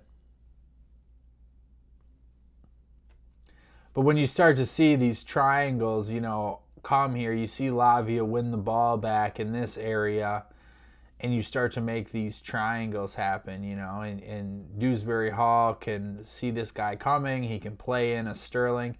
And that's one tactic that you're going to see quite a bit moving forward is the cut back here. And, you want to get an Enzo and a Dewsbury Hall in these areas where you're making these fullbacks or a center back in a back three make very tough decisions and opening up eventually, if you have good timing with your wingers, opening them up here where there's some little draw passes. You saw that quite a bit at Leicester City.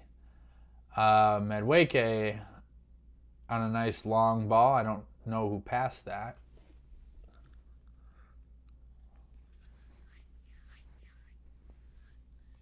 Noni's end product is something that I've been concerned about for some time, as he's never been super consistent. His great moments are great, his bad moments are really bad. But if you look at his activity, his defensive work has been very good recently. His ability to get into shooting spots has been good. It's just that final moment that he sometimes struggles, which is why you get Michael Olise, a guy that can do those final moments. Yeah, you're probably taking a step back with that defensive work and whatnot, but those final moments are something that's very very important. Hey, if you're new to here and you haven't gotten in, before, please go ahead and like the video, subscribe to the channel. That's always a huge help for me. Helps YouTube's algorithm. We can trick them. We can get to those top of those lists with your guys' help. So if you want to do that, that would be fantastic. As always, thank you so much for those who have been with me, who subscribed to the channel, been getting used to my content and whatnot. I love bringing it to you guys. So, and I love these watch-alongs. They're really fun. I've really started to enjoy them. This is my first season of doing them. But yeah.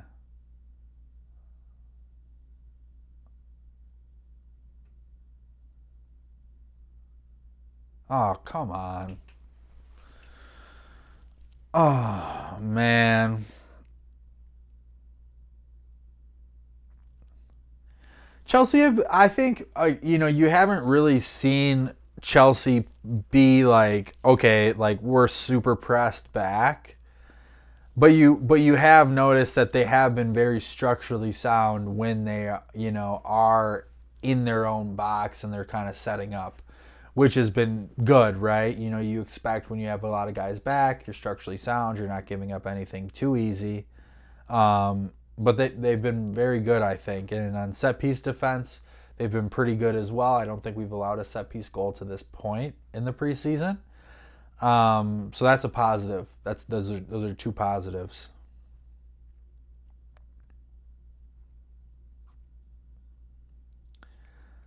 And I'll say it again, Madueke, his work rate, I think defensively, is something to get excited about, because he seemingly, since he got kind of sat down by Poch last year and sort of explained to him, hey, you're not that good, scoring the goal wise and output, GA output wise, to, sit down for this long. You have to be able to do both parts of the game. You have to be able to work defensively. You have to be able to work offensively. So it's been good to see Gusto go ahead and do that. Suleiman, you can hit me up on Twitter. My Twitter is down there on Lavia's stomach. If you want to send me a DM on there, that'd be great if you have Twitter.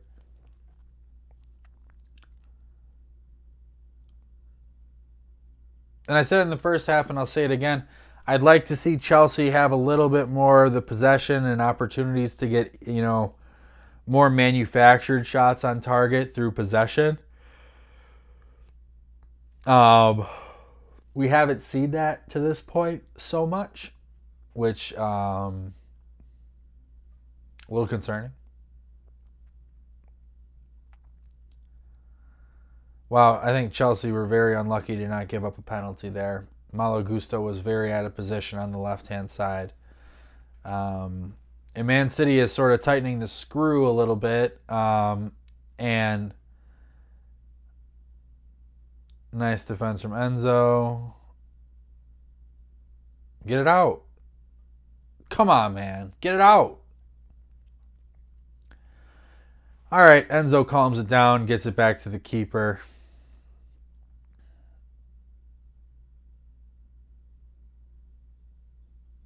Yeah, I think I'm a little unlucky for Man City that Sterling did not get a penalty there. He definitely ran over Oscar Bob a little bit. So as we watch this game here, and as I'm keeping my eyes on some interesting tactical ideas that we're seeing, we can always talk about other things. We could talk about the transfer window. I don't know if you guys heard about Fabrizio Romano's report today regarding Victor Osimhen, and going to what Simon Phillips has said also, that Chelsea appreciate Osimhen, but I think they appreciate him on their own terms. So, I don't know if Chelsea are necessarily holding out for loan with an option. It's kind of how Fabrizio sort of made it sound at this point. Sterling with a good opportunity. Nice block from Calvin Phillips, it looked like. So it sounds like Chelsea are kind of playing a waiting game a little bit, right? They have they understand that Napoli want to move Osimhen and that Osimhen wants to move. The problem is, and it's not a problem for Chelsea, it's a problem for us fans because fans want this done sooner rather than later, is that Chelsea do not believe that PSG is going to come back to the table. It's not saying that it won't happen, but they don't believe that PSG is going to pay for Victor Osimhen. There was a problem in the dialogue when they were talking with Napoli. Napoli really wants another misplaced pass. There's been so many of them today. But, oh, God. Man, it's 3-0.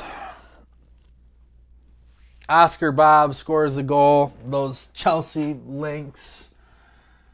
I understand why we want them now. Really, really nice snapshot from Oscar Bob. KDH gets the ball to Sterling. Gusto overruns the pass, doesn't link up. Colwell is really out of position at that left center back, and Bob puts it in between Colwell's legs. It's 3-0, guys. It's not good. It's not good. And we'll get back to Osimhen in a second, but I think Colwell is a very good player. But when he is in space, I think that there's a real conversation that needs to be had because he is not as laterally quick as you would like. Chelsea misplaced a pass again. It's going to be 4. It's 4. Embarrassing. Absolutely embarrassing. Embarrassing. Holy Toledo. 4-0 in Houston, we have a problem. These misplaced passes are just so concerning. Malo Gusto, the last 2 times, has been directly responsible for these 2 goals. Not directly, but the second one for sure. The first one, he overruns the pass from Sterling. There's no communication, and there's a huge problem. This one, he just simply puts a lazy pass across, hoping it gets to Lavia. It's intercepted, turned over, and Haaland finishes. It's a problem. It's a problem, guys. It's a real problem. Haaland with a hat trick in 56 minutes, and Chelsea are very uncomfortable. They looked very comfortable against Club America, a far superior opposition, but they look very, very uncomfortable. And notice that 2 goals, pretty much all 4 goals, the problem has been in this area. 2 misplaced passes from Caicedo, 2 errors from Gusto. This inverting is a problem at this point. Not saying that it's something that can't be resolved, because I think it could be eventually, with time and understanding what you're supposed to do. But the passes have just been dreadful. And I'll say it again, the field is, a thing and whatnot, but by the 57th minute of the game, you know what the field's going to do, and you should know that some of these passes aren't going to work. But yeah, this has been a tough watch, guys. This has been one of the tougher watches. Celtic, it's the second game. Celtic are coming to the end of their tour. They're feeling good, fine, but the mistakes have been just poor to say the least.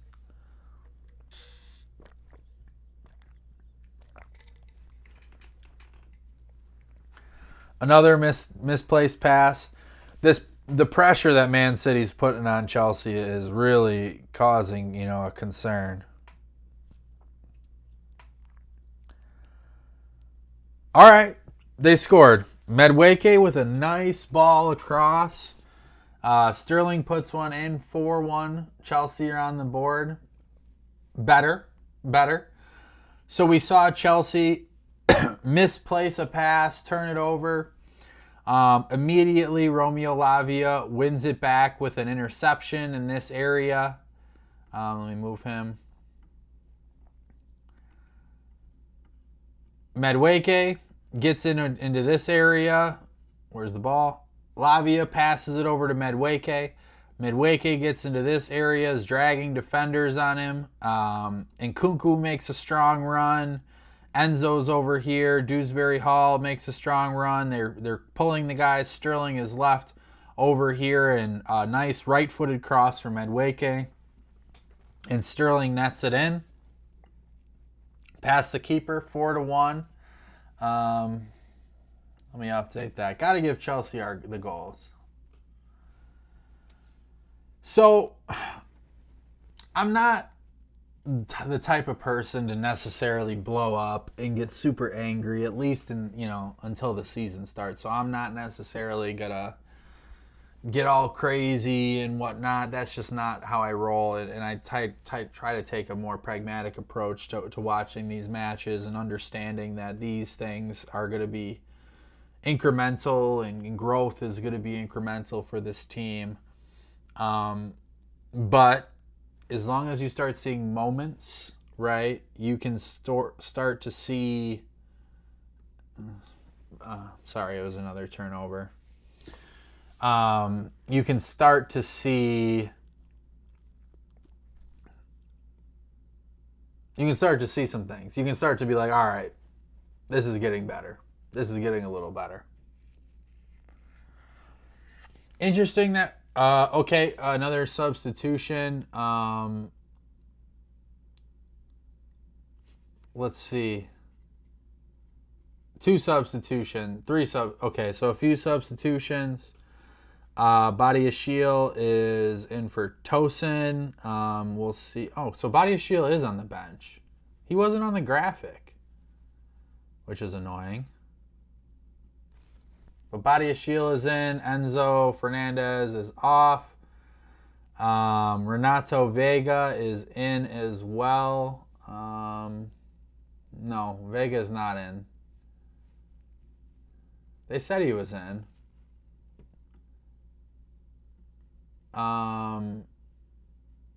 Sorry guys, the graphics, they didn't get them all right here. And Nkunku is off. Mark Guiu is on. Hopefully we see some good moments from Mark Guiu. It looks like Levi is playing center back, which I think he is more comfortable in. Guiu. Oh, man. Gotta take our chances.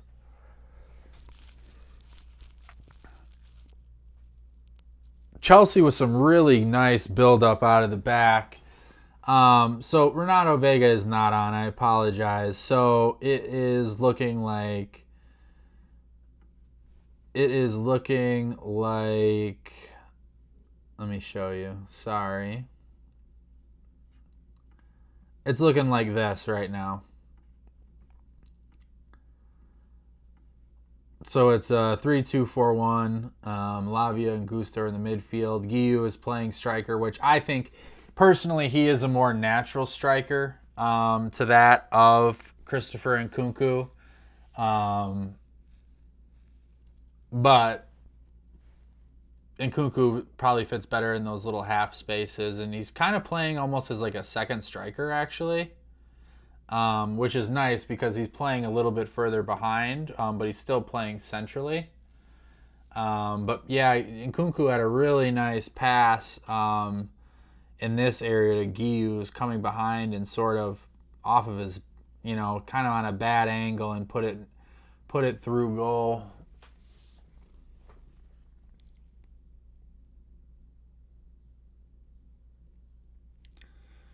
Chelsea looking a little bit more comfortable now. Down 4-1. Man City's sort of happy to sit back, so it's not as pressure-filled. I'm liking what I'm seeing though relatively from Dewsbury Hall. You know, he's popping up, and what you'll notice is, you know, when the ball is over on this side, this is the ball. When the ball is on this side, these attacking eights are coming into these areas, right? And they're making tough decisions for the opposition. Sorry, nice pass. All right, corner for Chelsea. You know, they make tough decisions because now this guy has to come out, and now you have a one-on-one really with the right back in this instance. So you're creating one-on-ones, and then, you know, that's when a Mark Guiu's runs in these channels really start to make more sense. So you're going to see these attacking eights kind of flush back, and it's like a 3-4-2-1 in that sense. So you're making what's typically, you know, a 3-2-4-1 in build-up process. Depending on what side the ball is on, you're seeing that particular 8 come into this side, and you're seeing the other attacking midfielder come into these areas. Nice touch from Guiu to Malo. Oh, I'm a real big fan of Mark Guiu, people. Real big fan. I wish my guy Eric was in here. Eric from the other streams has been here the other 2 times, and it's been a Guiu love fest. He's been very impressive so far. So we're in the 66th minute. Chelsea are looking a little bit better. They're starting to implement a couple more of those ideas, right? We're seeing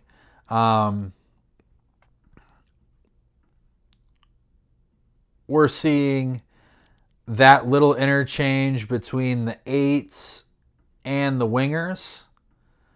We're seeing Dewsbury Hall trying to isolate the winger, Sterling in this instance, against that left back, putting the left back in a tough decision, giving him a tough decision.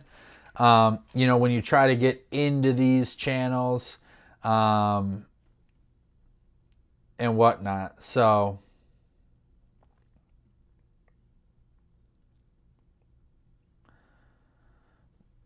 I think Levi Colwill, though, is playing center back, and I think he is a more natural fit in that area rather than left center back. I think we saw too much of him at left back last year, which, was causing some problems.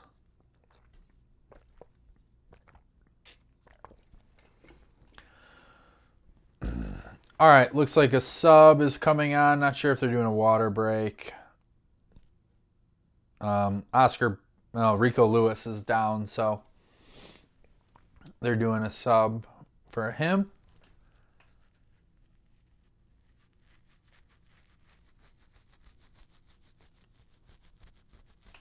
But despite giving up 2 goals in the second half, I think Chelsea have looked a little bit better. I think they've created more clear-cut chances than they have in the first half. Definitely that Sterling goal was really nice. We saw Sterling get into a good area. We saw Madueke put good end product on that pass. Put it right over everyone's head with his weaker foot, might I add. And put it right on Sterling's boot, which he put in, which was great. Great to see.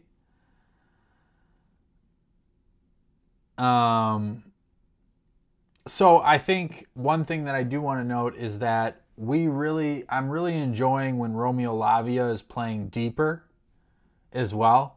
When Lavia is playing deeper, I think it opens up a number of opportunities, right? Because if he can beat this man that's marking him, and he's done a really good job, and if you've watched any of the Maresca tactics videos or any of the Maresca media stuff where he's talking about his style, one of the biggest things that he talks about is opening up, right? Opening up to the defense. So when you open up your body and you're receiving a pass from, let's call it Reese, right? When you're receiving a pass from Reese and you're catching it in this area and you can keep your head on a swivel and now you get that 10 to counteract, you can get a streaking Gusto, you can get a Dewsbury Hall in this area, and you can keep your head up, right? So having him in a deeper position, I think, is beneficial. Alpha, this is nonsense. Are you talking about the match? I hope. Because it's not good. It's not good, to say the least. But when you talk about Lavia and he is, playing in those deeper positions, he keeps his head on a swivel. He receives it. Imagine his body is opened up and he's catching it at his feet, perpendicular. He can then, catch it on this line and he's moving forward. He's moving forward in the right way, and you can see, Dewsbury Hall able to make runs. You're going to see Gusto be able to make runs. There's a few things that are going to come from this that aren't necessarily just, making these horizontal passes to Gusto. That's one of the things that Chelsea have struggled with, is when they're trying to make these, sorry, I got to switch. When they're making these little horizontal passes is when you've seen some of these issues come into play. When you've seen these passes come or these passes. But when you give it to the midfielder and he's catching it and he's looking forward, you're now seeing Chelsea take advantage of some of those opportunities. Another good play from Lavia there to break up that. Lavia has gotten a little bit more comfortable. A really, really bad pass from Robert Sanchez. I would have liked to see Jorgensen in this game. There's 20 minutes left, so I suppose that we might see him for a moment, but I'm still not totally there on Robert Sanchez. I think he, wow, Chelsea are lucky. They're very lucky. This has been bad. I think that James McAtee is a guy that Chelsea have been talking about. I noticed it on Simon Phillips, and there's been a couple of other reports. I thought McAtee for Man City has had a really nice match. Very active in the midfield, making good plays, intercepting the ball, being in good areas. But, oh, God, another bad pass, man. What are we doing? And then Reese is out of position. I mean, Chelsea could really be like 5-1 down right now. Realistically. And I've talked about it, guys, and I'm still going to harp on it because I haven't seen Chelsea, it seems like they're just going to let this happen. But these passes into the wing over here, you're allowing, it's these right here. It's these diagonal balls when Reese is a little bit out of position. You're starting to see teams really isolate onto that, and especially in this match. You saw it against Celtic a lot, but you're seeing it now especially. That teams are really focusing on getting it out to this side. Now, Reece James is a great defender, and he can handle it a lot of the times. But when you start to talk about some real demon left wingers, your Luis Diaz's, your, Martinelli's, really nice ball from Guiu. Come on. Oh, man. Brother. Nice ball, over the top ball from Sterling. Guiu just can't get his feet right. Man, I'm sold on Guiu. I think, you start to talk about that price range that he was in. Obviously, it's already a win just because you're probably talking about, and again, you see that diagonal ball. God, So many opportunities are going to be had by teams that know what they're doing. But when I was talking about Guiu, that $5 million is a steal already. I mean, he's worth 15, 20 at the very minimum, and he hasn't really played any matches, so that's a good bit of business. But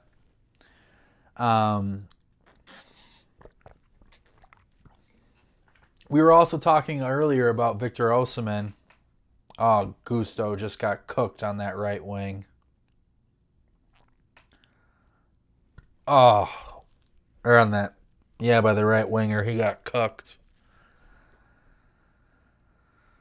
Oh, I just hope, nice move from Sterling. Come on, put a good ball in. Come on, Noni. Oh, gosh.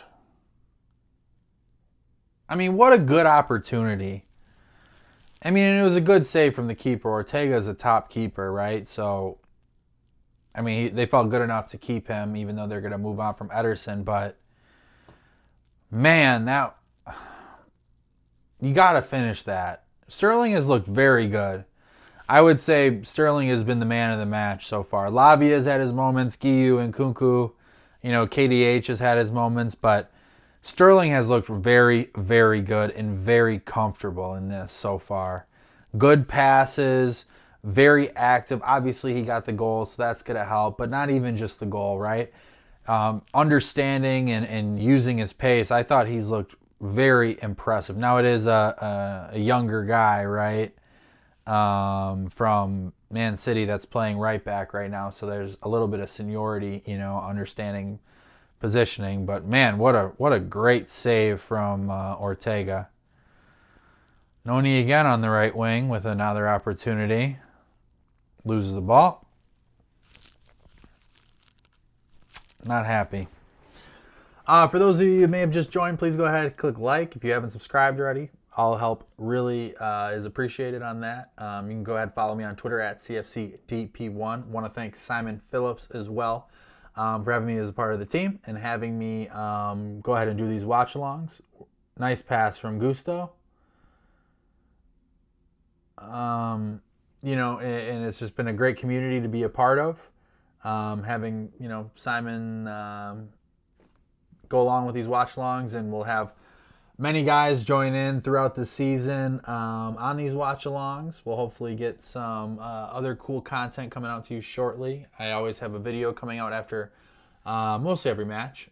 Friendlies, preseason friendlies, not everyone, but we'll have one after this one to give you a recap on the thoughts and whatnot that I have on the match. And you can always find my written content as well at Cy Phillips Talks Chelsea as well. So, definitely a little better in the second half from an offensive perspective and building up and whatnot. City do seem very, comfortable with sitting back and sort of letting Chelsea do that. But overall, much improved. Those goals, though, it's really just from this inversion, right, that's causing those issues from that Lavia and Caicedo and Lavia Gusto. Especially those sideways passes, you got to be looking forward, I think. Noni, really good pass to Nkunku on the right wing. Noni has looked pretty sharp, a couple of giveaways, but has looked a little better, which is always an improvement. I want to thank you guys. We're almost at 9,000 views for the video. 26 likes. Appreciate that. Appreciate that as always. So a lot of people will be wondering, what is the best way to get Victor Osimhen to Chelsea? And I think, Wesley Fofana is coming in for Reece James. Put Wesley on. So when we start to talk about Osimhen and how does he come to Chelsea, there's really two key things that I think need to happen, right? If Julian Alvarez is the biggest piece in all of this to me. If Julian Alvarez goes to PSG, I think we have a very good chance of getting Victor Osimhen. If Julian Alvarez goes to Atletico Madrid, as was talked about, frequently in the last couple weeks, I think there's a very good chance we get Samu. I think it's that cut and dry. Because I think if PSG, do not end up with Julian Alvarez, I think PSG will come back in for Victor Osimhen, and I think that deal will get done. Even though they already have Gonçalo Ramos and Kolo Muani, I think Victor Osimhen to PSG will happen at that point. If Julian Alvarez does go to PSG instead of Atletico Madrid, I think there is a very, very strong chance that Chelsea do end up with Victor Osimhen. Because I don't think Victor wants to go to Saudi. I'm not sure who else wants to go there. I think at that point, it's sort of like the MLS. It's sort of like a retirement type thing. But, you have seen some younger players get in there and whatnot. So that's always something as well.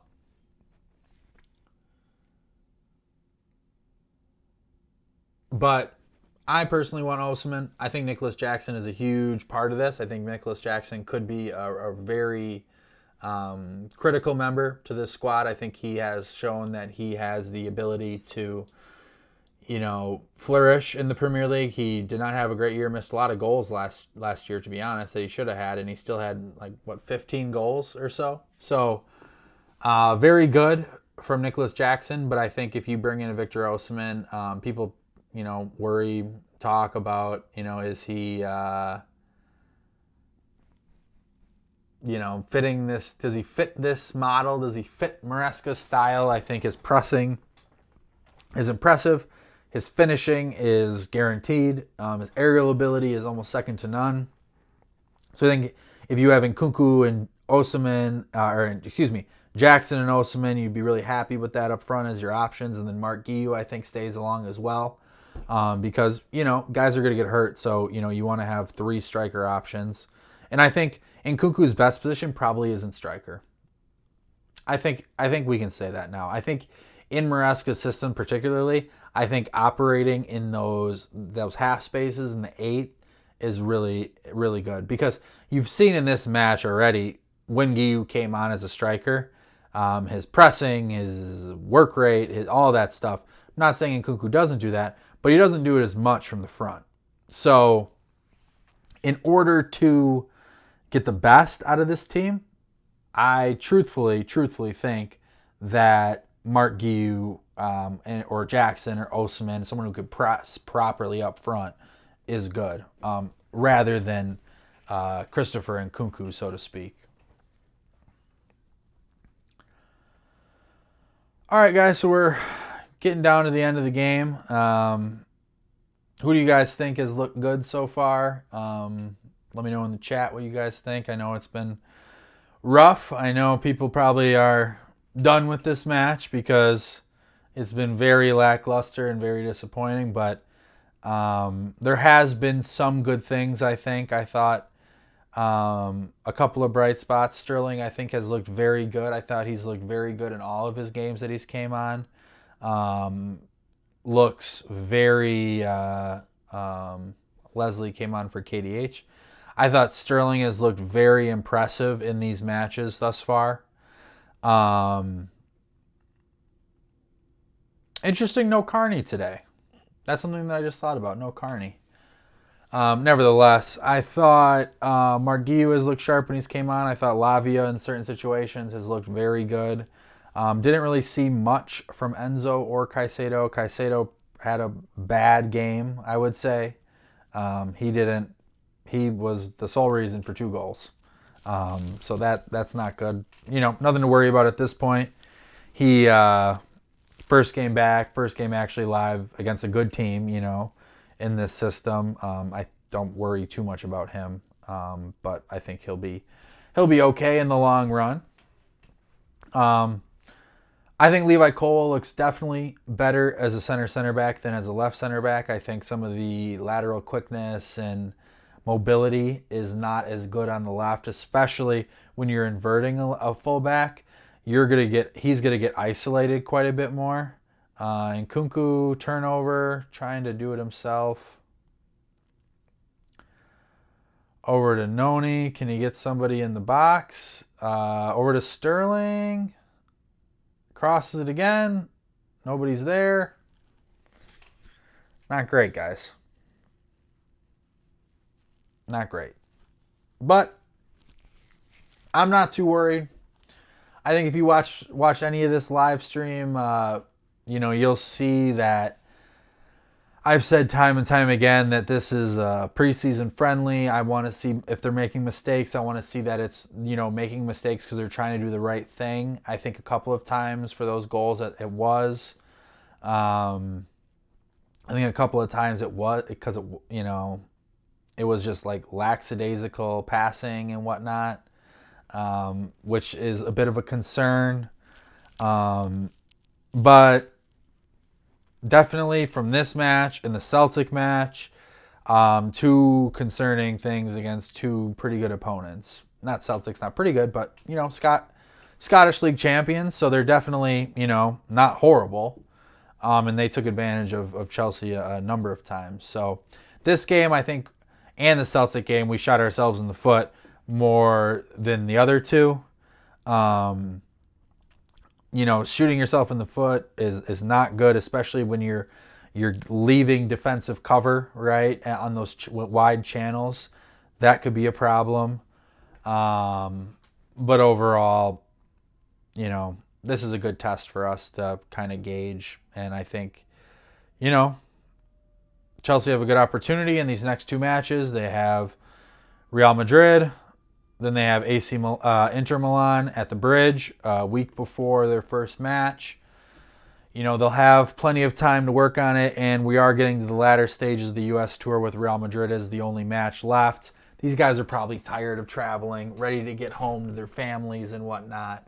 But I think overall you still can't necessarily put in a performance like this one in a match against Celtic as well and feel necessarily good about what was going on. So, but we'll see. We'll see. I'm not entirely depressed about this, but it's not something that I necessarily am happy about at this point. You felt really good after Club America. Really good. But this one was a little bit more of a humbling experience. I find it interesting that we're seeing Leslie Ugochukwu in here. Now, I understand that he, more than likely is going to be going out on loan. All the reports that we've seen to this point have suggested that he is going to go out on loan. We haven't seen too much of Renato Viega, so I would assume that maybe he's going to go out on loan. We did see him a touch against Club America. We did see him a touch against Celtic, which is interesting because I think a lot of people had thought, you're talking about inverting a fullback. That's a guy that's played center back, DM, left back. He's played a lot of these positions, so the positional versatility is something that you should probably get excited about, but we haven't seen too much of him. So I'm not sure what the plans are. And we have a lot of business to do. We have, 10, 15 players, or 10 at least, players that we have to move on from at a certain point. So, what is that? How does that work? We have, 27 days, 28 days until the transfer window ends. And we have a number of guys that need to go. Keepers, you're going to carry Jorgensen, Sanchez, and Bettinelli. Are we going to, is Petrovic going to move? Is Kepa, God forbid, I hope he moves, but you don't want to loan him. You want to sell him permanently. Lukaku, same way. You want to sell him permanently. You don't want to loan him. Then you start to talk about your Angelos, your, Mason Burstos, your, a couple of other guys. Really nice ball from Lavia. Okay, Madueke is in. Nice. Very, very, very good pass from Romeo Lavia. Very, very good pass. And if you've been watching this stream, you've noticed that I said specifically Romeo Lavia deeper is much better. He wins the ball. He intercepts it. Nice slide tackle. Gets the ball. Keeps his head up immediately.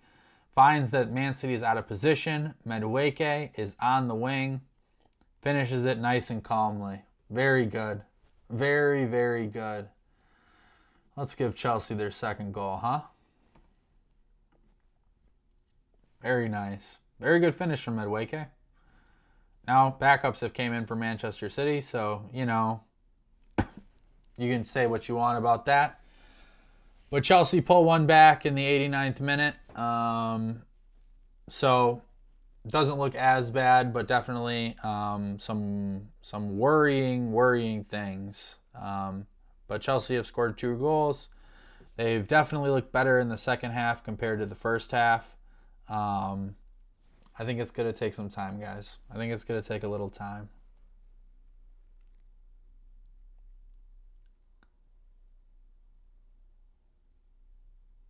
But scored 2 goals. So I'm going to talk about at least. Something to talk about. A lot of goals. I think the line was at 3.5 for this game. Man City could have beat that on themselves, but you know, to be honest with you as well, I could say that all four of our goals were from our own mistakes. I think you saw that a lot last year too. And now, you know, how many goals are going to be like, you know, fair play, that was just brilliant. You know, there's always some mistake that goes into it, right? But this for sure, all 4 goals have been specifically from Chelsea errors. 4 misplaced passes led to 4 goals. So you can take that as, you know, however you want. You can take that as Chelsea have a lot of work to do in getting comfortable in Maresca's system. You could take that as maybe the players just need to be better and not make mistakes. But all 4 goals Chelsea gave up were of their own problems. So, all right, guys. 4-2 is how it ends up. The final whistle has been blown. Chelsea are defeated by Manchester City. I want to thank you all for joining in. We've had over 9,000 people join in, which is amazing. Thank you for those who have stayed the entire time. I know getting beat, as you know, how we did, has been not as fun to watch.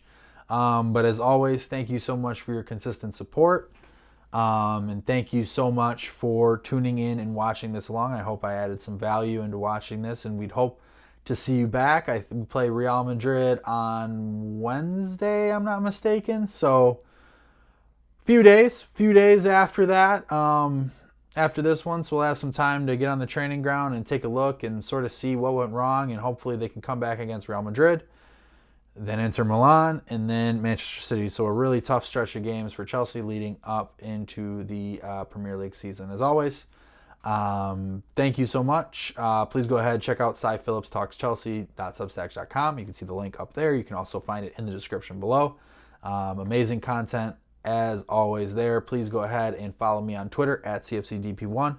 Love communicating with you guys. Love and give my thoughts out there. So not too much going on lately other than just some tactic stuff. So hopefully some transfer news peaks up as well. And I'll have a video coming out right after this. Probably should be posted by the end of the night. So you get my full thoughts. And yeah, stay tuned for other content. Thank you so much.